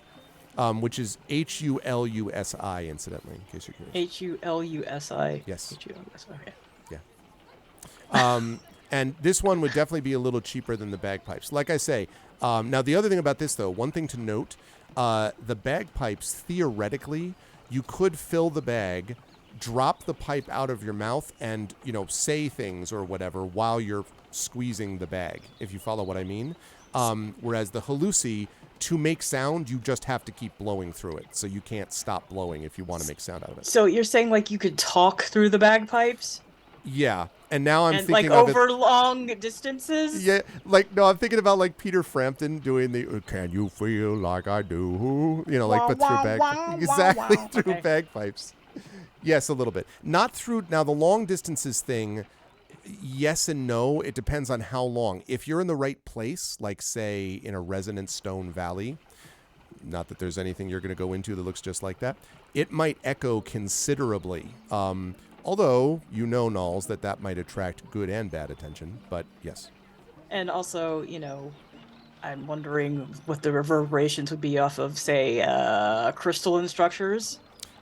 That's an excellent point. And actually, when you mention that, he sort of gets this wide-eyed expression. He's like, you know, I'd never thought of that. Well, it could probably have, well, I mean, I don't want to lead you wrong. It might be dangerous. They might crack the crystals, but it could also mine them. I never really thought about the possibility of mining. Music and mining. Seems like a good option. But in any case, you know, I'd be curious. Let me see. And he kind of like rummages through and he's like, all right, look. Now, normally, he says, an instrument like this, well, it could be kind of expensive.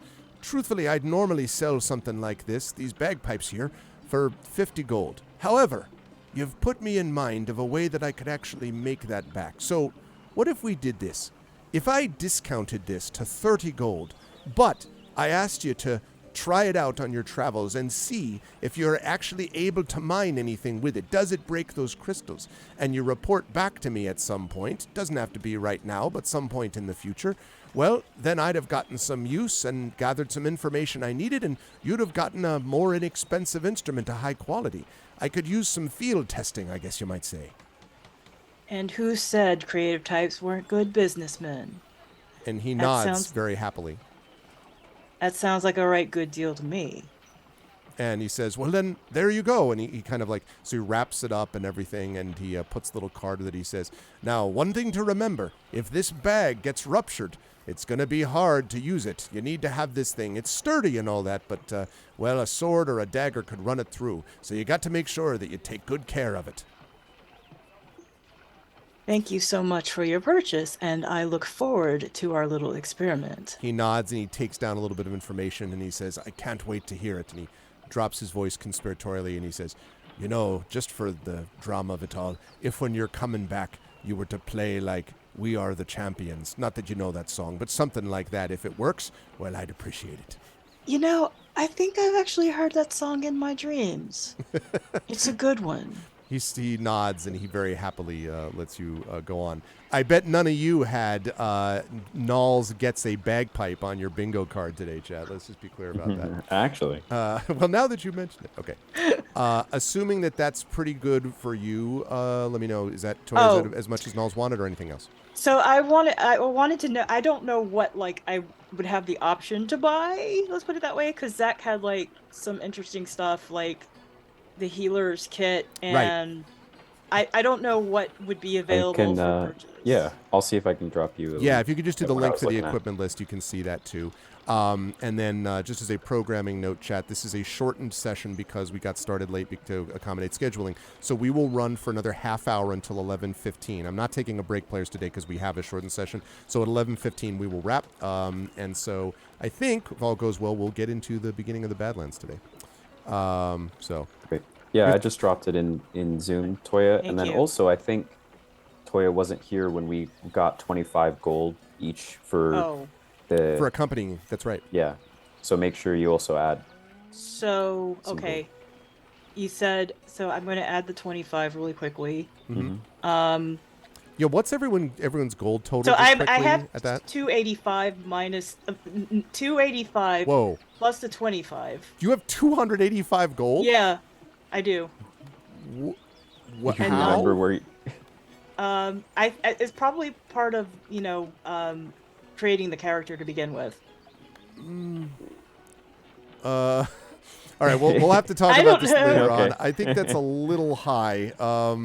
Normally, you'd be more like in the 30 gold range. I would think more than 285. I forgot. I'm serious. It's like through like one of the backgrounds that I have that. Okay, we'll check it. I mean, we'll double check that later. No big deal for right now. Johnny, what's Titus at cubal wise at the moment? And I guess gold wise. You're muted. we Johnny. can't hear you. Sorry.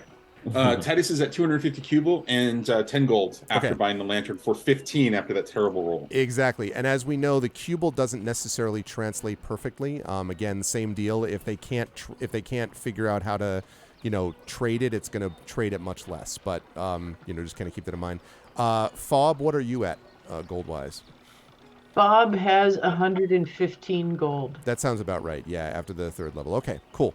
Lovely, lovely, lovely. All right. So what I'll do is, Knowles, if you don't mind, you can continue to look at the equipment list, and I'll let you, pick up a couple of basics. You can talk to me about it, and I'll basically make a list of I'd like to get this, this, and this, and then I'll tell Okay. you what they will price it at, because it's going to be higher than what that list says, because again, they're on the edge of New Camelport. But if the players do not have an objection, then I'm going to bring you to a new map to talk about the Badlands themselves. So Elu Whisperwind, by the way, finds you. And again, I apologize, chat, for these numbers. Forget that there are numbers there, okay? Ignore the numbers part.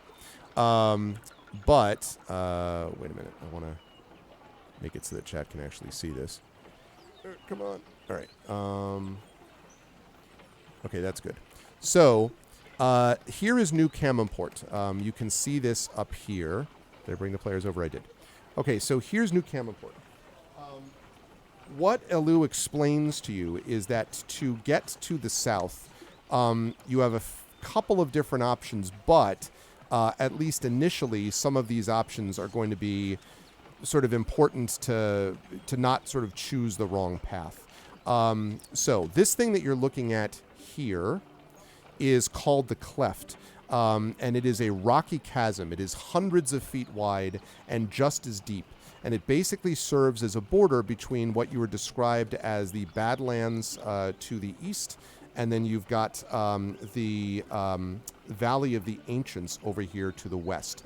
There are several bridges that were erected in the centuries that followed the fall of the Thalasian Empire. That's something which Knowles and Fob would be aware of, having heard stories of, but Dr. Jaraxxus and Titus would not so far. But Elu explains briefly that there was an empire which fell, and that there were bridges erected, but most of those have fallen into disrepair.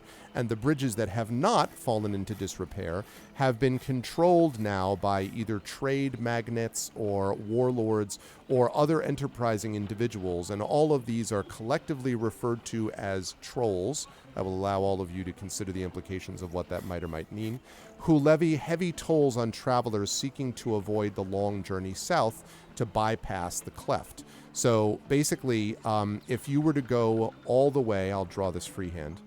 If you were to go from here and you were to travel all the way down here to get to the Wormwood, blah, blah, blah, like this, blah, blah, blah, blah, blah.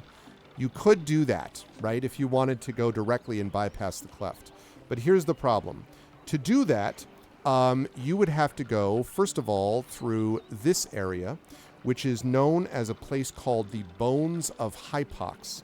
It is once a place of knowledge, a verdant place of unparalleled beauty, but have now is become ruins completely overtaken by plant life, corrupted by the same energies that leveled the city and which affected Celis as well. So there are apparently man-eating and poisonous plants that fill the area, and it is essentially a beautiful and incredibly deadly area if you want to navigate it.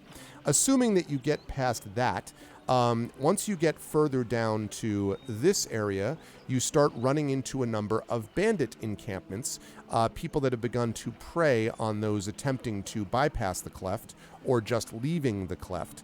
And a lot of these bandit encampments have become bolder and bolder. There is some suggestion that perhaps they're becoming organized somehow, but the bandits are very dangerous as well. So you've got, first of all, the Bones of Hypox, then you've got the bandits that are that way. If, on the other hand, you choose to go down to the middle of the Cleft and sort of pass down it here, what's going to happen in that scenario, let me draw that for you in an alternate color.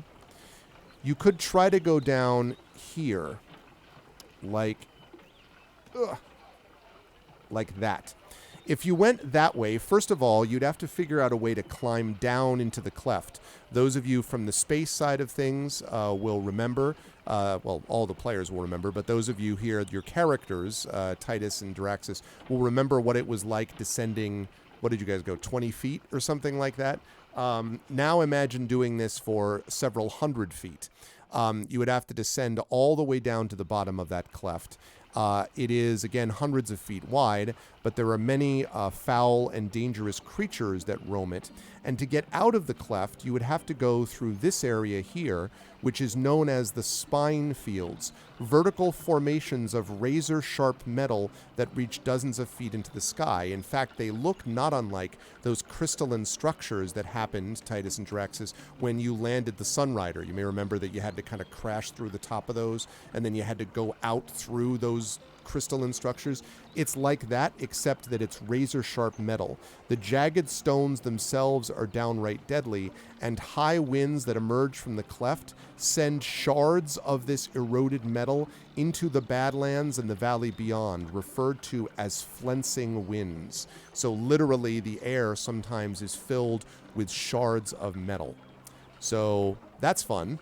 Or you can try to pass through all of it, and this was the suggestion that she originally had. The final option here is to go this way, and I will draw one last time, to go across this bridge and then south and over this way. That direction brings you over what is known as the First Span. It is the northernmost bridge that crosses the cleft and brings you over to something known as the Fingerbone Spire. This is a dangerous area, but it can theoretically be at least partially avoided. And then you're on this side. There are dangerous things here, to be sure, but there's not any of the obvious spots that you would find elsewhere. And then eventually it brings you here. As the crow flies, this is the fastest route, but it is also exceedingly dangerous for reasons I've described. This route is one that will get you out of the danger area of, like, the poisonous plants. The bandits over here are not going to go down there, et cetera, et cetera. You don't have to worry about spires with dangerous creatures. But you have to go through the cleft, which is dangerous, and then you've got to go through those metal-infused winds down here. Or you can take the longest route, which may or may not be the safest route up here, but it is, of course, longer, and that will take, resources and time. So, having thrown that out there, Elu kind of puts it to all of you as to what path you might prefer to take. Elu has recommended the last of those, the one that takes the bridge across, but it's up to you as to how you want to go. Where are we right now? Like, this is after our shopping and we've, convened together again? That is correct. You're right outside. You're literally about to leave New Camelport at the southern tip of the city, so you're basically right about here. Okay. Jaraxxus will hand off the explorer's pack to Titus and say, got you something to acclimate us to this new world. Oh, we can't hear you anymore. Titus takes it in hand, assuming, Greg, can I get a description of the sort of the volume, potentially the size and volume of this pack? Oh, yeah, it's a good size. It's definitely larger than Titus, and I can imagine Titus bravely and just being like, thanks for, having this massive pack. So you kind of stumble under its weight, but you do, I think, sustain it, Titus.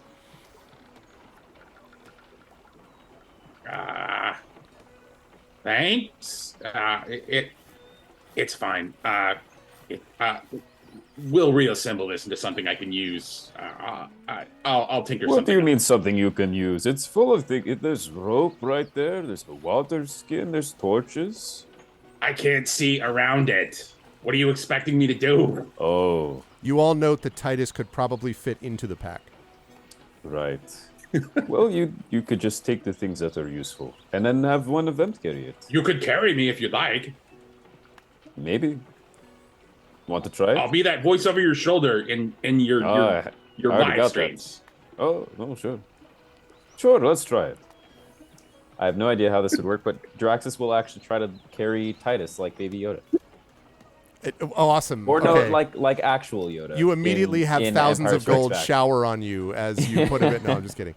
I like the idea also that Titus basically is chat, like just sort of over your shoulder, just being like, I don't know that this is a good idea. Okay, so you are now, Titus is being born like Baby Yoda. We are going to be on Disney Plus within 6 months. I never well should have done. said Baby Yoda. Well the whole done. Time No, you should have.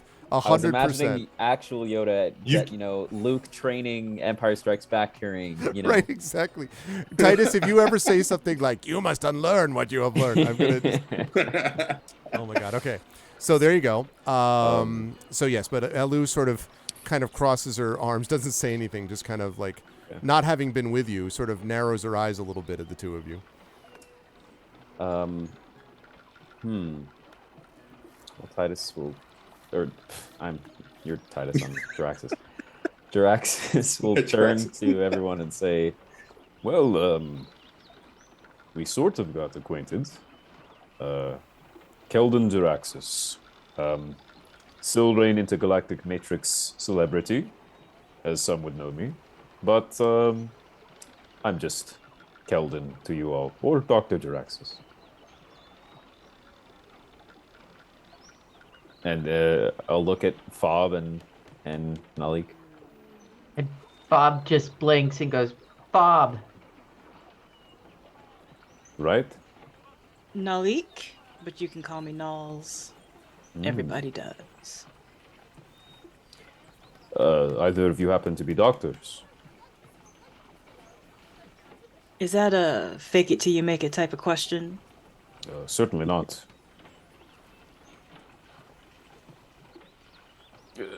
Well, I turned to Titus. I'm officially the only doctor in the party now.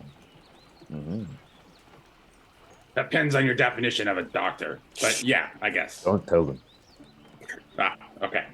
Now, if you're talking And- about healing and physical stuff, we have ways around that. No. No. No, a doctor in the broad sense. Yes, Titus? No, we're good. Oh, all right. I was just gonna introduce myself as I'm Titus Littlefoot, and I'll take care of you when you need the healing sense. But otherwise, I'm here to make sure he stays out of trouble. Are you saying this while ducking your head around his neck, like from the pack, right where he's? Yes. It's kind of like we're over here doing this like this, like, and it's like right in your ear, Draxus, and it's just like it's a little loud. Like Titus but... wasn't already a puppet. I just want to be clear, Draxus has pure average strength, and I think is eventually like, all right, Titus, this is not going to work. I can already tell. If it's a dire moment, maybe, but I'll put you down for now. It's okay. Just we need to figure out this pack situation. It'll be good. Right. We're fine. It's fine. So it sounds like quick but dangerous, medium but lots of climbing and also dangerous, or a bridge and dangerous. Is this a good time to say the other stuff that Nall's bought? Sure. Yes. Because- you can mention this now. Sure. Okay. 2 tents because a tent can hold 2 people each. Okay. 1 healer's kit. 1 ladder, which might come in handy right now. Is this now? Wait a minute. Before we go any further, let me just ask: where are you keeping this ladder? Or like a rope ladder? You mean? Yeah. Okay. so- okay. So it's like a Just- 10. Yeah. It's no. I get it. I Like had this image 10-foot of you ladder or carrying a something like wooden that? ladder with you. I'm sorry. Yes. No. And- Okay. Gotcha. And the mirror. Okay, so excellent. Let's see. So I would say if I add all that stuff up, let's see. So two tents, which would be normally 4 gold. A ladder, which would be 1 silver piece. They're gonna make that 1 gold there.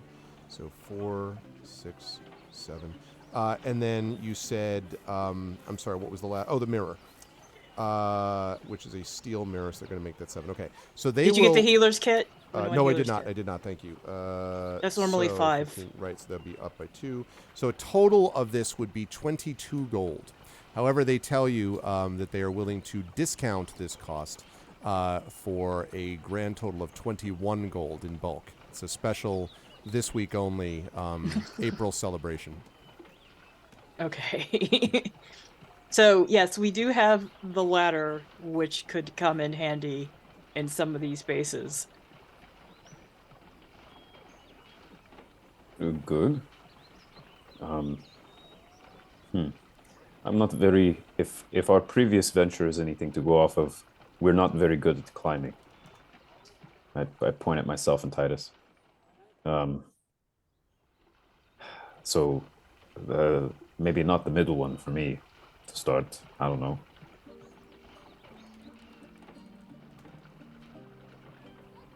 And he'll. Yeah, go ahead. Fob, are you familiar with these parts? No, but I think if they're not used to climbing, we shouldn't make them climb. It's a fair assumption. I don't know. If you had to ask me, the one that you suggested, Elu, is the one on the left. I think that's probably the best option. If we can cross over the bridge, it means we'll deal with issues up front, but we'll do it before our resources are affected. Once we get past there, then we should be able to avoid too much trouble, although nothing here is easy. But at least that way we avoid problems later on when we'll have perhaps less energy to deal with it. You're saying to cross a bridge first. Isn't that bridge the red and blue path? The red path. The blue one actually brings us down into the cleft. Oh, so your suggestion was the red path. Yes. The one on the, yeah, Ah. not the left. Yeah, sorry, the rightmost Okay. one. It's the longest, but it probably is the safest. Once we can deal with, well, what awaits us on the other side of the first span, which is that number 2 you see in your map. Do you know anything about what waits there? Across the bridge, you mean, or at the first span? Well, The first span. the first span itself is, well, I know that people who run it they're reasonable people, I suppose, or at least they've made some money for it one way or the other. There are a few that run a small little almost crossing outpost right there. And there's an inn, there are several shacks there that I've seen before. And there's a governor of First Span, a dwarf named Fen Haddock. I've had some dealings with him before. He's tough but fair, and at least the last time that I went across, the bridge was fairly well maintained. There are some who own these bridges who will charge you to go across it, then when you're midway across, will charge you again, or will shoot you down where you stand. Fen isn't that type. It's another reason that this is the safer place. The farther we get from New Camimport, and until we get close to my own home city, the more dangerous and lawless this is going to be.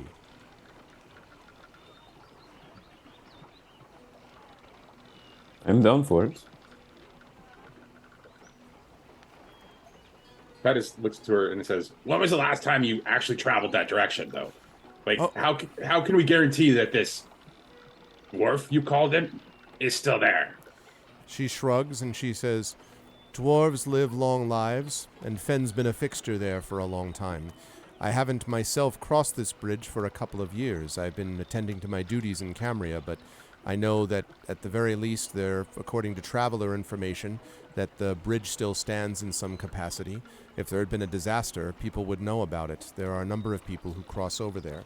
Some even who want to do research in the city that is right across the first span. Well, the former city, it might be a better way to put it. A tower called Fingerbone Spire, but we'll talk more about that when we get there. Oh, that doesn't sound good. It's not. But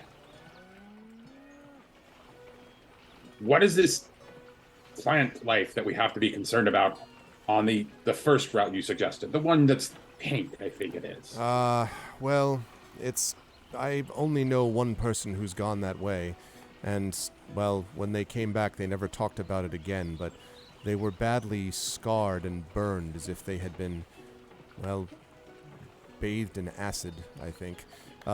It is apparently a very beautiful place, and that beauty covers great secrets. The poisonous creatures there, especially the plant life, is dangerous. Vines that they say twine about you without realizing. Bogs which themselves have become living and will drag people down before they are digested, slowly, for 1,000 years. Things of that nature. There are creatures that supposedly roam that land.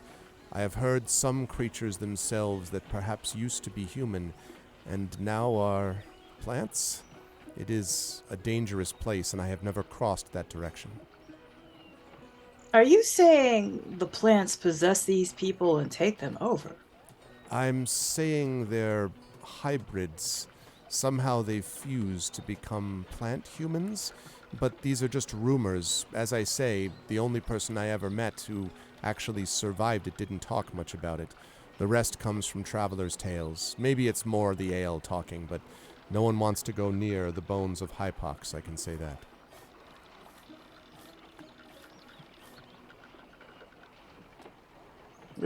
Maybe not that way. Yeah, I have to agree. I can't see us taking any unnecessary risks right now, especially given that Jaraxis and I don't have a lot of experience here. And I'm not really interested in having to have happen what happened on that glider. Oh, sorry, Titus wasn't there. My bad. Are you okay? Titus, do you also see things in dreams? Nah, that's yeah. My people don't have any dream. Yeah, it's okay. Anyways, to the bridge, I guess. And Titus just bridge. kind of like begins to wander that direction. Okay, assuming that the party agrees and is going to go that way, your journey as you go along this way is going to take probably about a day to maybe 2 days along a pretty well-worn path towards First Span. And I will say that in the middle of the second day, as you were heading towards the, you're probably about, on the map, I would say about, let's say here. You all see something that's rather odd. I would like everybody to make perception checks for me, please. We'll see exactly how much you see. And I'm also, I'm aware of the time, so I have not missed it. All right, 19 for Knowles. 9 for me. Okay. We have a 9 for Jaraxxus. We have a 5 for, which is probably because you're bobbing up and down behind that. No, I'm kidding. You're not still in the pack, but you're just sort of like, what's going on? And then Fob with a 20. That actually fits. Fob and Knowles, both of you looking off to the north of the path where you go, you see most of the stuff you hear that you've passed so far has been shades of browns and grays of the sort of rocky nature of where you are. But you see both of you bright white, kind of shining in the midday sun. And as you look closer, you can see that actually what you're looking at are what appear to be trees of some kind. And in fact, what they are trees, dead white tree trunks that are spiraling up towards the sky. There are no leaves on them anymore, but it is what you would say is a very large grove, maybe, or maybe even a little bit larger than that. Maybe not as big as a forest, but a very large wooded area of these bleached white trunks. And Elu is just sort of walking along ahead, does not seem to pay much attention, but both of you notice these sort of bleached white trees, maybe, a couple of 1,000 feet to the north of the path that you're taking. Elu, wait. And Elu stops. What happened to those trees? And she looks back. She says, yes, those are called the White Groves. Most of the plant life that grew here was destroyed when the Thalasian Empire fell, but there were some areas that were spared. A few of them that looked like this.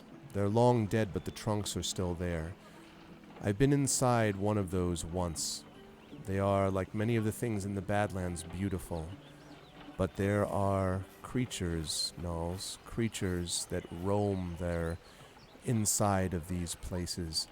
And it is said sometimes that the creatures are a mix of organic life and the ghostly spirits of the plants that once lived in that place. Regardless, they are, my people used to say, filled with the spirits of the land beyond, haunted places. They are beautiful, but frightening.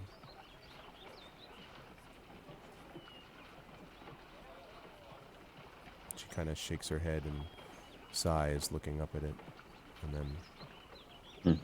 Jaraxxus is sure to catalog like a documentary filmmaker. Kind of just gets a panoramic view of the groves in the distance. Okay. And any of Do you we can hear jump anything in. Yeah. from that direction? Say again. Do we hear anything from that direction? I'll allow you to. I was tempted to say you don't. No, you can make another perception check to see if you hear something specifically. Ow. You're just like, jeez. You hear the sound of like, and then you hear that it's like the boots and the sort of like brushing of feet along the road. Not a lot. Knowles would be curious to know if, just getting anywhere near it is going to disturb anything that might be within that grove. And Elu doesn't know, only having been in it once many years ago. Roots grow deep, as they say, and they could feel us approaching. And she nods. She says, I would give these places a wide berth, but you were escorting me, not the other way around. If you want to go up there and look, you certainly can, but as I say, these places are haunted. Let the dead keep to themselves, I always say. and assuming you're all of that opinion, then, and that's, are you? I don't want to just drag you along, but assuming you are, then you travel along, and let me see. I'm going to make one quick random roll here. Never mind what I'm doing behind the curtain. Okay. Right. About as the sort of road passes up and around this grove, you find yourself probably about an hour further along after you pass the grove. You find yourself walking along the path, and you again see this white tree, but this time it is not a grove, but a single tree. And it is just a lone tree standing there, and Elu kind of like, her eyes narrow, and she kind of like approaches much more slowly. Nothing is around it. There's no creatures around it or anything like that. But the thing that strikes you is that this tree apparently is not dead. This one has leaves coming from it and fruit. There are a group of dark purple berries that are hanging off the branches of this tree. And Elu, as she gets kind of close enough and then looks up and says, "I've never seen one of these things actually living." And she kind of looks around as if expecting to see something leap out at her, but nothing does. Chad is triple dog daring you all to eat the fruit. Are the berries poisonous? I don't know. I've never seen any of these alive. Aren't you a Dr. Jaraxis? You do all sorts of experiments, don't you? Of course. What am I saying? I'll step forward and first make a check, maybe some xenobiology, do a little scan, see if these are poisonous or not, or what I can garner. I'll give you one better. Make a survival check for me. Okay. Might give you a better sense of that. Oakley dope. Everything is edible once. That's a good point, Bruno. Hey, would you look at that? Whoa. 21. So as you're looking at it, you can see these berries are fairly large. They look almost like grapes, actually, to jump out of game for a minute, grapes. And you find a total on these areas. A lot of these berries are rotted away, but you can find, if you spend a little time looking for it, you can find 4 of these in particular. They look they're sort of like firm-skinned, and like, you know, they don't look rotted away like the others. There's no mold or anything. You don't know for sure if they are poisonous, but previous examples of fauna that you've seen on other planets, flora, I should say, that you've seen on other planets, does not seem to suggest that this would be poisonous. You would need to test it a little bit to see for sure, if you wish to do so. So there are 4 of those berries, as I mentioned. Like total on the tree, there are only 4 berries. That are functional enough for you to, yeah, there's a lot of those berries, but a lot of them are rotted or moldy. But, Got it. yeah. Okay. I'll pick Should've switched one these. of them Okay. and say, Yes. By my measure, this should be perfectly safe to eat. and I pop it in my mouth and eat it. Okay. The first thing to note is that the berry tastes utterly foul. Like, it's just this bitter... I try to sell it. Yeah. It's like this, the bitterest of bitter almonds. You know what I mean? Just like, just like all that stuff. And so, and Elu is like gazing into your soul type of thing, like watching you, right? I don't know if your companions are as well, but you're like, and then you find this there's a moment where your body like you almost feel like kind of gagging a little bit. There's like, and then you feel quite full, actually, Jaraxis, and nourished, and you're just like, oh, this is, and you find you are well fed. This single berry has nourished you, if you can get past the bitter almond and the choking and the rest of it. Whoa. Did I do a good job selling that it tastes great? Make a performance. No, make a deception check for me, please. Of course. Let's find out if you sold it. 16. Yeah, I would say so. Okay. Although actually, let me have Everyone else make Yeah, I was insight? gonna make an insight check. Exactly. Let me have all the other three of you please make insight checks. Let's see if you sold it with them. You're trying to beat a 16. Okay. Oh, dear God. I'll come back to The one Tennessee. time I roll right. Yeah. Oh, Nals, you're just like, absolutely. Aha. Completely. See, this is what I wanted. I sell it to the people that don't know me Yeah, yet. exactly. And Fob also, you're like, but Titus, you're like, because you could hear him being like, type of thing. It's up to you as to what any of you say about that knowledge, but Yeah. I say. Describe it for us. Oh, it's you'd have to try it for yourself. But I think this it has sated me. I am no longer hungry. Not that I was much hungry in the first place, so I do think it would be kind to leave one of these non-rotted ones. Although the animals will probably eat the rotted ones just fine. So, and Jaraxxus will kind of step away to get a nice portrait of the tree, and also kind of gesture if the party, if someone else wanted to pick the rest of the berries. What is that thing you have, Dr. Jaraxxus? I mean, No, you're right, Dr. Jaraxxus. Yes, it is a recording unit. Well, it's a bunch of things. And Jaraxxus kind of has this, the descriptions of these items say that they're attached to the head or a headset. Not exactly sure how it would look yet, but some sort of sci-fi doodad, visor, Oculus, whatever kind of thing. Okay. And he kind of like points at one part of it and then another part of it as he says, "This is my sim unit. Lets me access the Silrain intergalactic matrix, of course. And then this is the recording unit.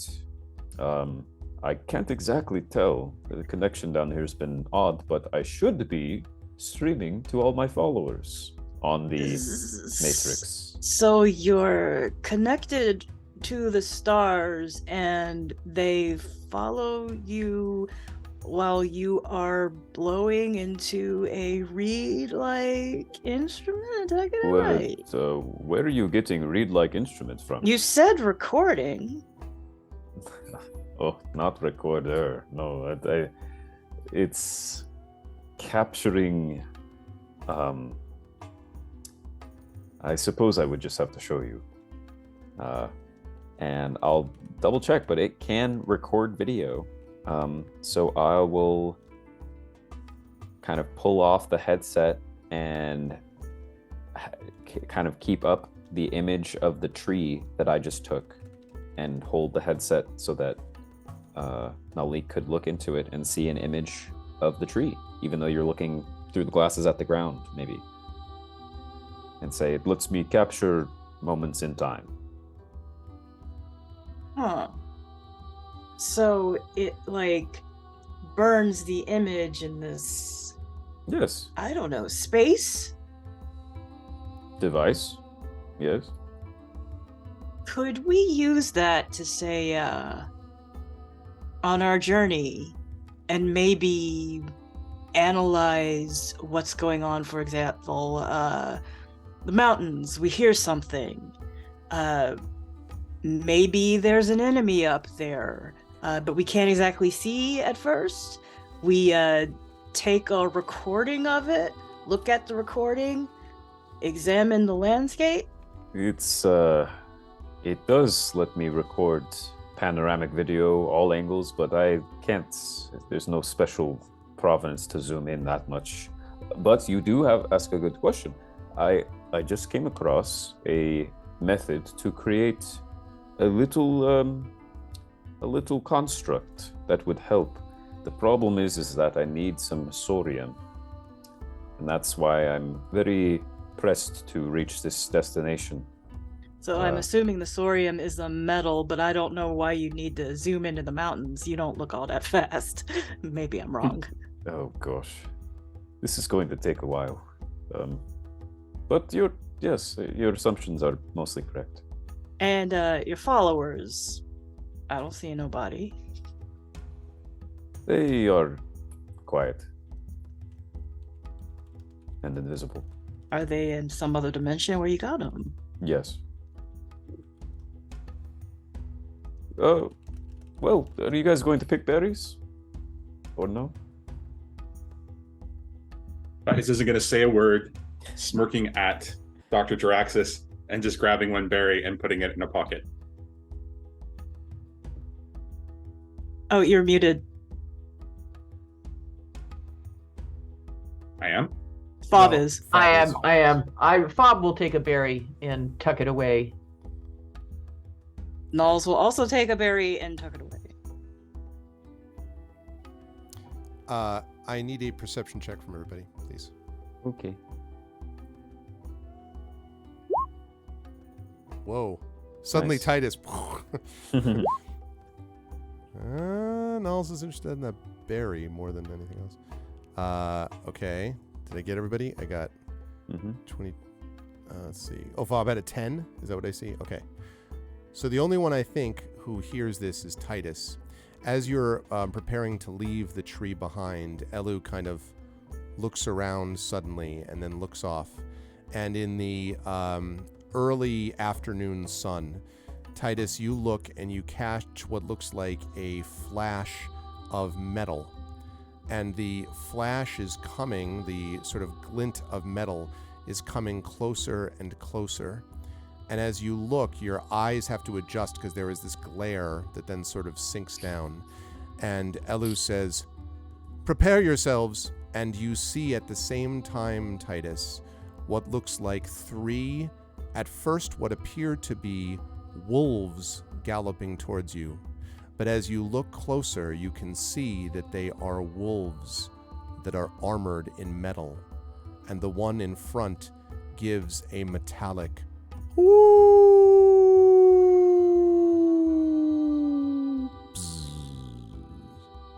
and that's where we're going to end our session for today. As we are in the Badlands. I am so excited. Oh my goodness. First of all, go Huskies. Secondly, just say that. Huskies are in the national championship game. Let's go. Also, wonderful work, seriously, from the players. I am super excited for this. The like how you folks are going to do this, the convos. Oh my goodness, it's going to be awesome. I cannot wait. And I loved the discussions that were being had, and just it was very good stuff. So I am excited for all of it. I will start. I will slide off of the map for now, and I'll start with the gentleman at the bottom right. Zach, obviously, Jaraxxus and the kind of influencer thing is going to continue to be a fun thing, especially since we don't know if he's broadcasting and live streaming or not. So who knows what is happening with your follower counts. But I found a lot of that to be really interesting, and some of the things that you're going to discover, like I love the idea of the plasma torch sale, and trying to like trade it off and barter with the sort of dwarven blacksmith is kind of like, do this or whatever. So you ended up making some extra coin off of it, which worked out pretty well. But Jaraxxus is going to have some things to consider about how to manage all of this stuff, and also how to kind of connect with people, like, for example, Nulls and Fob and those that that Jaraxxus does not know yet. And so it's going to be interesting to see how that all plays out in this strange landscape, especially since Jaraxxus has never been one to worry about lacking confidence. How did you feel about today's session? Where will the fine folks find you next? I felt great. I'm very excited I love this juxtaposition of having some sci-fi elements and sci-fi characters mixed in with the fantasy stuff. It's very exciting. And I'm only the beginnings now of this acclamation between these two groups that I think is going to be really cool to see. So that was great. The fine people will find me here for Esper Genesis again later this month. Also, our vocalists, where right now we're still on Citizen Sleeper with our new cast members. Assuming we can all get back together, and they will be. They'll all be here on Tuesday the 11th. So right, it'll be good. And I think that'll be that for me for now. And I need to zip out. Okay. I'll see about leaving my camera on. But thanks, y'all. It's been a pleasure, and I'll see you guys later. Thanks, Zach. Always a pleasure. Good stuff. Moving right along over to Kat. Thank you for the bits. Thank you, Emily. Kat. So that leads us to 2,300 bits for tonight. Thank you, everybody. Nice. Thank you. Thank you, Emily. It's very kind of you, and I hope that I'm so sorry about your tooth, Emily. I hope that this helped you forget a little bit. Kat, I'm really looking forward to seeing Fob's kind of like I love the idea of this sort of subtly perceptive creature that can sort of pick out not only arguments, as I was talking about before, but can also obviously pick out details about the world. And I think that's going to fit nicely. I'm actually really curious to see what Fob's reaction is to someone like Jaraxxus, who's all about like performance, you know, and Fob being like, what? You know, like kind of working in the middle. Fob is kind of fascinated, and you can see every once in a while Fob's just sort of slinking around and watching Dr. Jaraxxus. Yes, for sure. I love that. I'm really excited to see that. And of course, Fob is going to be nasty in a fight too, and that's going to be great. But I'm very excited to see how Fob plays those things out. Both this strange new world and these strange new creatures that she's with, so that they are with. How did you feel about today's session? Where will the fine folks find you next? I thought it was fun as always. The best places to find me are nattering on Twitter, or come over to the Rambo Academy for Wayward Writers community if you are interested in fantasy and science fiction writing. Speaking of which, can you just briefly talk about the awesome new thing that you're now going to announce? I just dropped the news.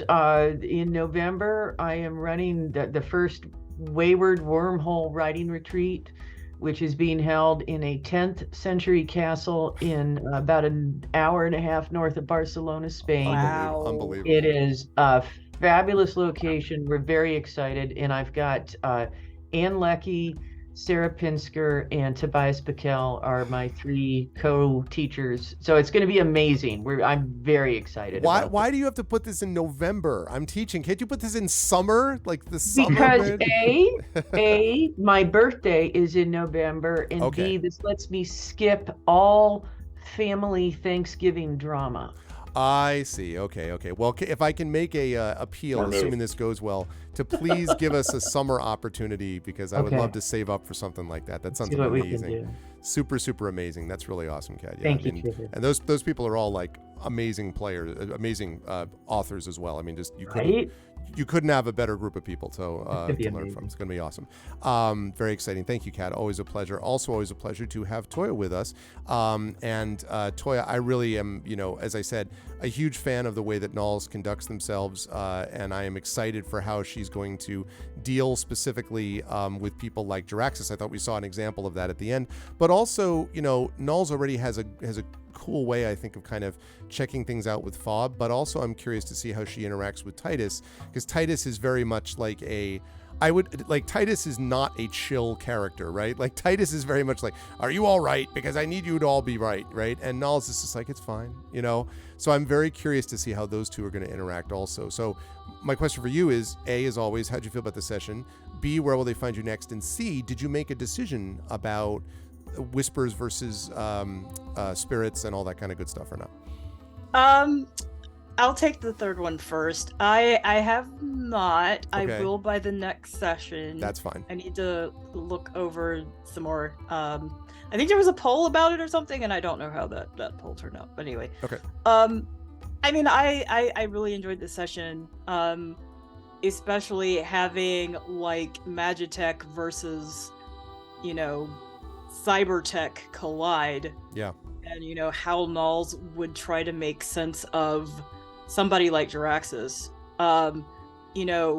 Jaraxxus is a performer, and Nulls is, as well. So I think she's naturally gravitating towards that performance aspect of Jaraxxus's personality. Yeah. What I find interesting also is that Fob and Titus have similarities in that they're both very cautious. And Nulls hasn't had a lot of time to try to break Titus's shell yet, because they've been on the move. They're still trying to figure out as a group where they're going to go. So Nulls hasn't had that time to take Titus aside and kind of figure out all that he's about. But be ready, she will. Where can you find me? The same places you can always find me. I'm sort of active on Twitter, posting stuff about animals. I have a website, Schnoodle Media, which is, where all my work is. And also because we were plugging to begin, I would like to plug, I know there are a lot of weebs here who like the anime, including me. If you have not seen Vinland Saga, which is now in its second season, and you like stories that take historical figures as templates and then spin them off into weird and wonderful things, Vinland Saga is going to be your jam. It is absolutely fantastic. If you think about like the deep story of like something of Attack on Titan, but a lot of characters get a lot more development than even the Attack on Titan characters do. And if you like Viking stuff, there you go, Vinland Saga. That's good stuff. All of a sudden, you're just like adding stuff in, plus Vikings, plus this. Very cool. Thank you, Toya. Always a pleasure, and we will see you for the next session of this. And last but certainly not least, Johnny, of course, the sight gag that clearly is going to win the internet is Titus in the pack being carried by Dr. Jaraxxus naturally. I don't know if you caught a lot of chat's thought about how to fix this, like 12-foot platform boots, stilts, things to like improve things for Titus. So we're going to get a lot of that kind of gag, height gags. But one of the things that I talked about really liking about Titus is the fact that, as a Zek, the Titus wants to, sort of like is an advanced race that kind of wants to help people, and is just kind of like, you all, listen, I'll help you out because I don't want you people to get hurt type of thing. And is never used to people sort of underestimating him because it doesn't come up, right? It just sort of like is whatever. So here you're in a situation where you're going into a manifestly dangerous thing. I loved you all sort of being like, so this path is dangerous because of death plants. This is dangerous because we have to go through winds of metal. And this is dangerous because we have to go to this thing called a finger bone spy. You're just like, that doesn't sound good. Like, it's just all dangerous. So Titus is going to be, like we said with Fob, as Toya said, naturally cautious. And yet at the same time, Titus has to try to track down some of the same information Jaraxxus is looking for while having this group of people to protect. So it feels like Titus is going to have a lot on his plate to sort of handle. How did you feel about today's session, and where will the fine folks... oh, and I loved the haggling thing too, by the way. Where will the fine folks find you next? Haggling thing that failed, the roles that failed until it all became about perception of like. Then it was there. Then all the roles were there. Riding mounts that Titus is going to have to try to get. He's going to try to get himself one of them wolves as a riding mount next time. Yep. I guarantee you, it's not going to work and it's not going to be pretty, but it's going to be fun. So today was great. I have to say that Toya, the buying session around the bagpipes was by far my favorite part of this entire thing. How did I forget the bagpipes? Yeah, oh my god, that was great.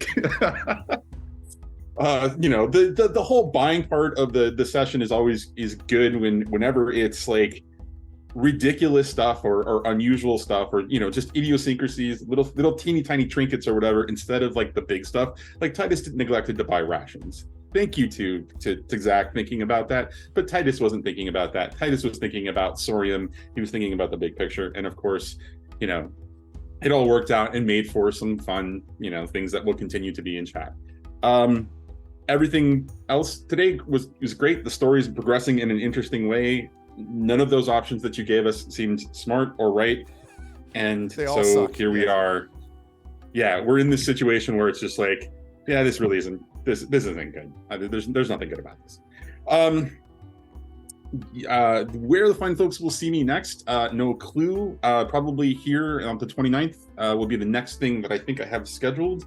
I'm trying to moving some things in place to get some things together, but still not really all working out just yet. So that's about it for me. Other than that, and go enjoy the D&D movie. Convince your kid to go see the movie. She's gonna love it because it actually is. And I'm gonna say this with a qualified. It's a kids movie. It really is, and it's perfect if you think about it as a kids movie. Okay. Hey, listen, I'm all about it. I will convince her. Thank you. Yes, the best worst plan ever. That's right, Wayman. And I should say, by the way, that since we were hearing about art in chat, these fine players have all now been put in touch with our character artist, Hannah, and are working with Hannah individually on producing character art that is being supported by your Patreon, folks, that you support, so that these wonderful people are going to get character art, and you will have tokens literally showing each of these people. So it is on the way, and I am very excited about that. Thank you to my wonderful players today, and thank you also for making this happen, even though we ran a little bit later than we normally do. We will be back on the 29th, at least here. But in the meantime, I will say thank you to these players, and thank you to chat also for supporting them with cheers tonight. And can we get some love for the wonderful crew of Johnny Pittman, of Toya Kristen Finley, of Cat Rambo, and of Zach Clay. Players, thank you. Wonderful work today. Thank you also for bringing luck to the Huskies again. Thank you, everybody, for being here, guys. Yes. Bye for now. Thanks, folks. Bye. All right. That is going to do it for now. And yeah, that was awesome. I really had a good time with that. The more so once I actually saw the UConn score. No, joking aside, I was having a great time anyway. I mean, a lot of this, I love, as you all know, I love having these planning sessions. I love when the party is able to interact with each other. I love them getting ready and sort of seeing these goals, these sort of micro goals, all kind of being assembled. And they will also get to know something about each other and how each other's work. You saw a little bit of that with Nulls and with Dr. Jaraxis. I think you're going to see more of it. I had not thought about it exactly, but it's true that Titus and Fob are absolutely more cautious characters by nature. And so there may be some, they may be simpatico there. And so there's a lot of different levels and connections that I'm looking forward to seeing. And it's a good group and a good set of players. And I'm really enjoying this together. And the bagpipes, I'm so glad we got bagpipes. Man, sign me up. I want those things. Just like I pull out the bagpipes and I start. So anyway, I started blasting. Like that's what I want to see. It was awesome. If you liked what you saw and heard tonight, may I recommend a couple things. First of all, thank you to Alligator Alley Entertainment for sponsoring us. You should support them by picking up all their stuff. One of their things is Tales and Tomes from the Forbidden Library, which you can check out with Exclamation Point Library. That is my 5e adventure and source book from them. But they also, of course, have the Esper Genesis stuff, which we played a full campaign of on this channel. And they also have the Now Expedition from the Mysterious Peaks, which is on its way out. So it's going to be great to support anything they do. They will also be publishing, of course, the Greyshade TTRPG, which will be coming out later this year. So thank you to Alligator Alley. If you like what you saw and heard, please follow the channel. Please check out our YouTube at !ArvTube. I have past broadcasts of this and many other streams. Discord is !ArvCord. Twitter is !ArvTweets. Website, arvanelleron.com. And financially, !ArvShop for the merchandise area. That is under development, under construction by Triffid and myself. !ArvTreon is that Patreon sitting right there. Again, slip below 200, but that's temporary. We'll have some more people jumping in, but any support you can give for that is helpful. You get inspirations to help the players, and you can also get many things to help you individually, including character backgrounds written for you and a whole bunch of other cool stuff at the Patreon, plus also moving us towards channel goals. I would love to do an Arvanaut Idol contest again, which is a writing contest we do. I would love to do another Talisman tournament, but we need that Patreon number to go higher to do those things. So please consider jumping on board for all those reasons. And for those who sub tonight, thank you. Subbing to the channel is also really useful because you can also use those sub badges not just for inspirations, the subbing for not just for inspiration, but also for sub badges and things of that nature. So those are always appreciated, and those emotes that you can use here, there, and everywhere across Twitch. On the publishing side, I've already talked a little bit about this tonight. Exclamation Point Icarus for my graphic novel from Athos Arts. Exclamation Point Library for my Tales and Tomes from the Forbidden Library, my 5e adventure and source book from Alligator Alley Entertainment, previously mentioned. And Exclamation Point Greyshade. If you want to know more about the person who wields this, who wields that right there. That's right. If you want to know more about the person who wields that blade, that is a Kukuri. And if you want to know more about that, may I recommend that you check out my novel Greyshade, which came out from Athos Arts last year. Exclamation Point Greyshade will get you there. You can pre-order the sequel to it called Renegade, which will be out later this year. And the final book in the Grey Assassin trilogy, Heretic, comes out next year. Also, if you haven't already done so, yeah, I definitely want to see those pics for sure, Prince Justin. That would be awesome.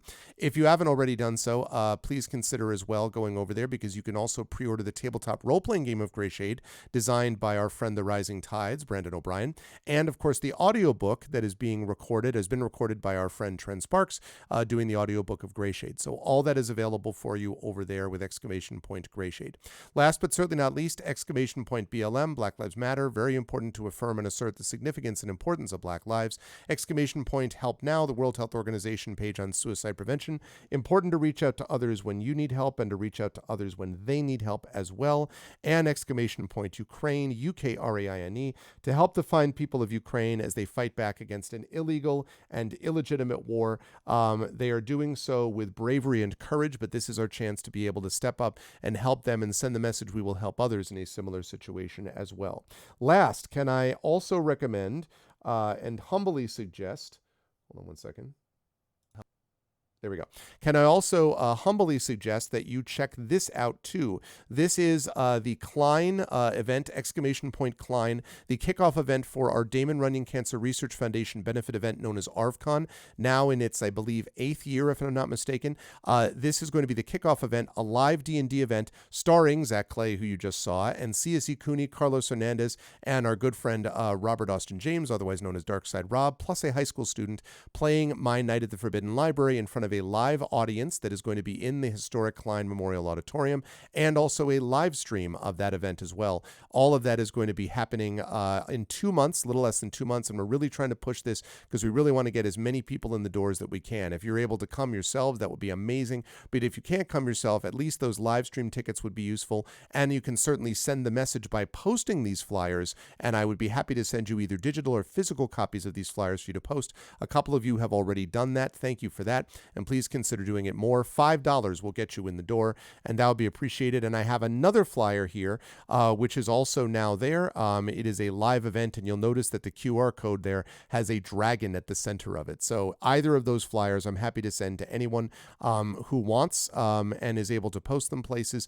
game stores or libraries or comic book stores. If you live in the tri-state area, would love to see you post those there, but even in the northeastern United States. But even if you don't live there, I would still love you to be able to spread the word to people digitally and otherwise, because again, there's that live stream, and both live stream and in person are $5 tickets. So we would love to see those. It would be awesome. And a custom signed printed mini Greystick comic to benefit ARVCon is not to be missed. You will definitely want to check that out. So yes, please head over to the Klein for klein.org for more information about that. Last but certainly not least, I do want to mention that we are going to raid someone today because it's not that late this time, and the raid is very simple. If you're not a sub, you're going to do this when you're brought over automagically. The Arvanauts have landed, followed by Twitch raid, lowercase Twitch, uppercase R, lowercase AID, or the sub raid. You can do Arvany Hype, the Arvanauts have landed, Twitch raid, and then Arvany Roar, Arvany Witch, Arvany What, Arvany Smug, Arvany Love, Arvany Blown, all the Arvany Hype, all the Arvanys when you are brought over automagically to the place that we are going to raid. And I want to thank the amazing people who made this possible. Thank you to my wonderful mods. Thank you to Arudinel, also for the generosity of the bits, Arudinel. Thank you so much. Thank you to Drew, the Damager. Thank you to Emily, the Invincible. Again, Emily, thank you for the generosity with the bits, and I hope your tooth feels better soon. Thank you to Prince Justin. Thank you to Triffity Mats. Thank you for all of the amazing mods who are the best in the business. Special thanks to Triffit for all the stuff, hard work she's been doing with calendar and scheduling and all that stuff. It's been amazing. So thank you, Triffit. Thank you as well to my wonderful Patreon supporters and subscribers, Arudinel, Drew, Emily, Prince Justin, Triffit, Wispy Song, Crit Twitch, Waymond Wolf. Thank you so much to all of these lovely people. And thank you to my wonderful viewers as well. 01 Olivia, Agurno, Trux. Thank you to Dragon Spear, who's a mod and apparently was lurking. Thank you to Dynaterra, to Arinth, to Elizabeth, to Jagtress, to Nonstop, Osric the Dwarf, to Tabletop Shack, to Tananjang. Thank you to the Rising Tides lurking in the background, and of course, Video Store Cowboy. And a special thanks today to my wonderful players. Thank you last again to Johnny Pittman. Thank you to Cat Rambo. Thank you to Toya Kristen Finley, and thank you to Zach Clay. And thank you to Alligator Alley Entertainment for sponsoring the campaign as always. I'll be back at you folks Tuesday at noon Eastern for some more Sorcery 4, The Crown of Kings, and then some Chained Echoes over on GogCom's Twitch TV channel. Oh, and I didn't mention this before, but I'll talk more about the schedule for April on Tuesday, but I do want to say lots of Sorcery 4 as we get through this. We're going to try to get through, if we can get through Sorcery 4 this month, that would be amazing, because it would set us up beautifully for Jedi Survivor, which is going to be up next. So thank you everyone for being here. You're all awesome. I love it. Stick around for what is probably our best video. We have a lot of great ones, but man, do I love this music in this video. And I will see you folks on Tuesday. Stick around for the raid, and in the meantime, let's go Huskies! And have a good night. Bye for now. Be good to each other.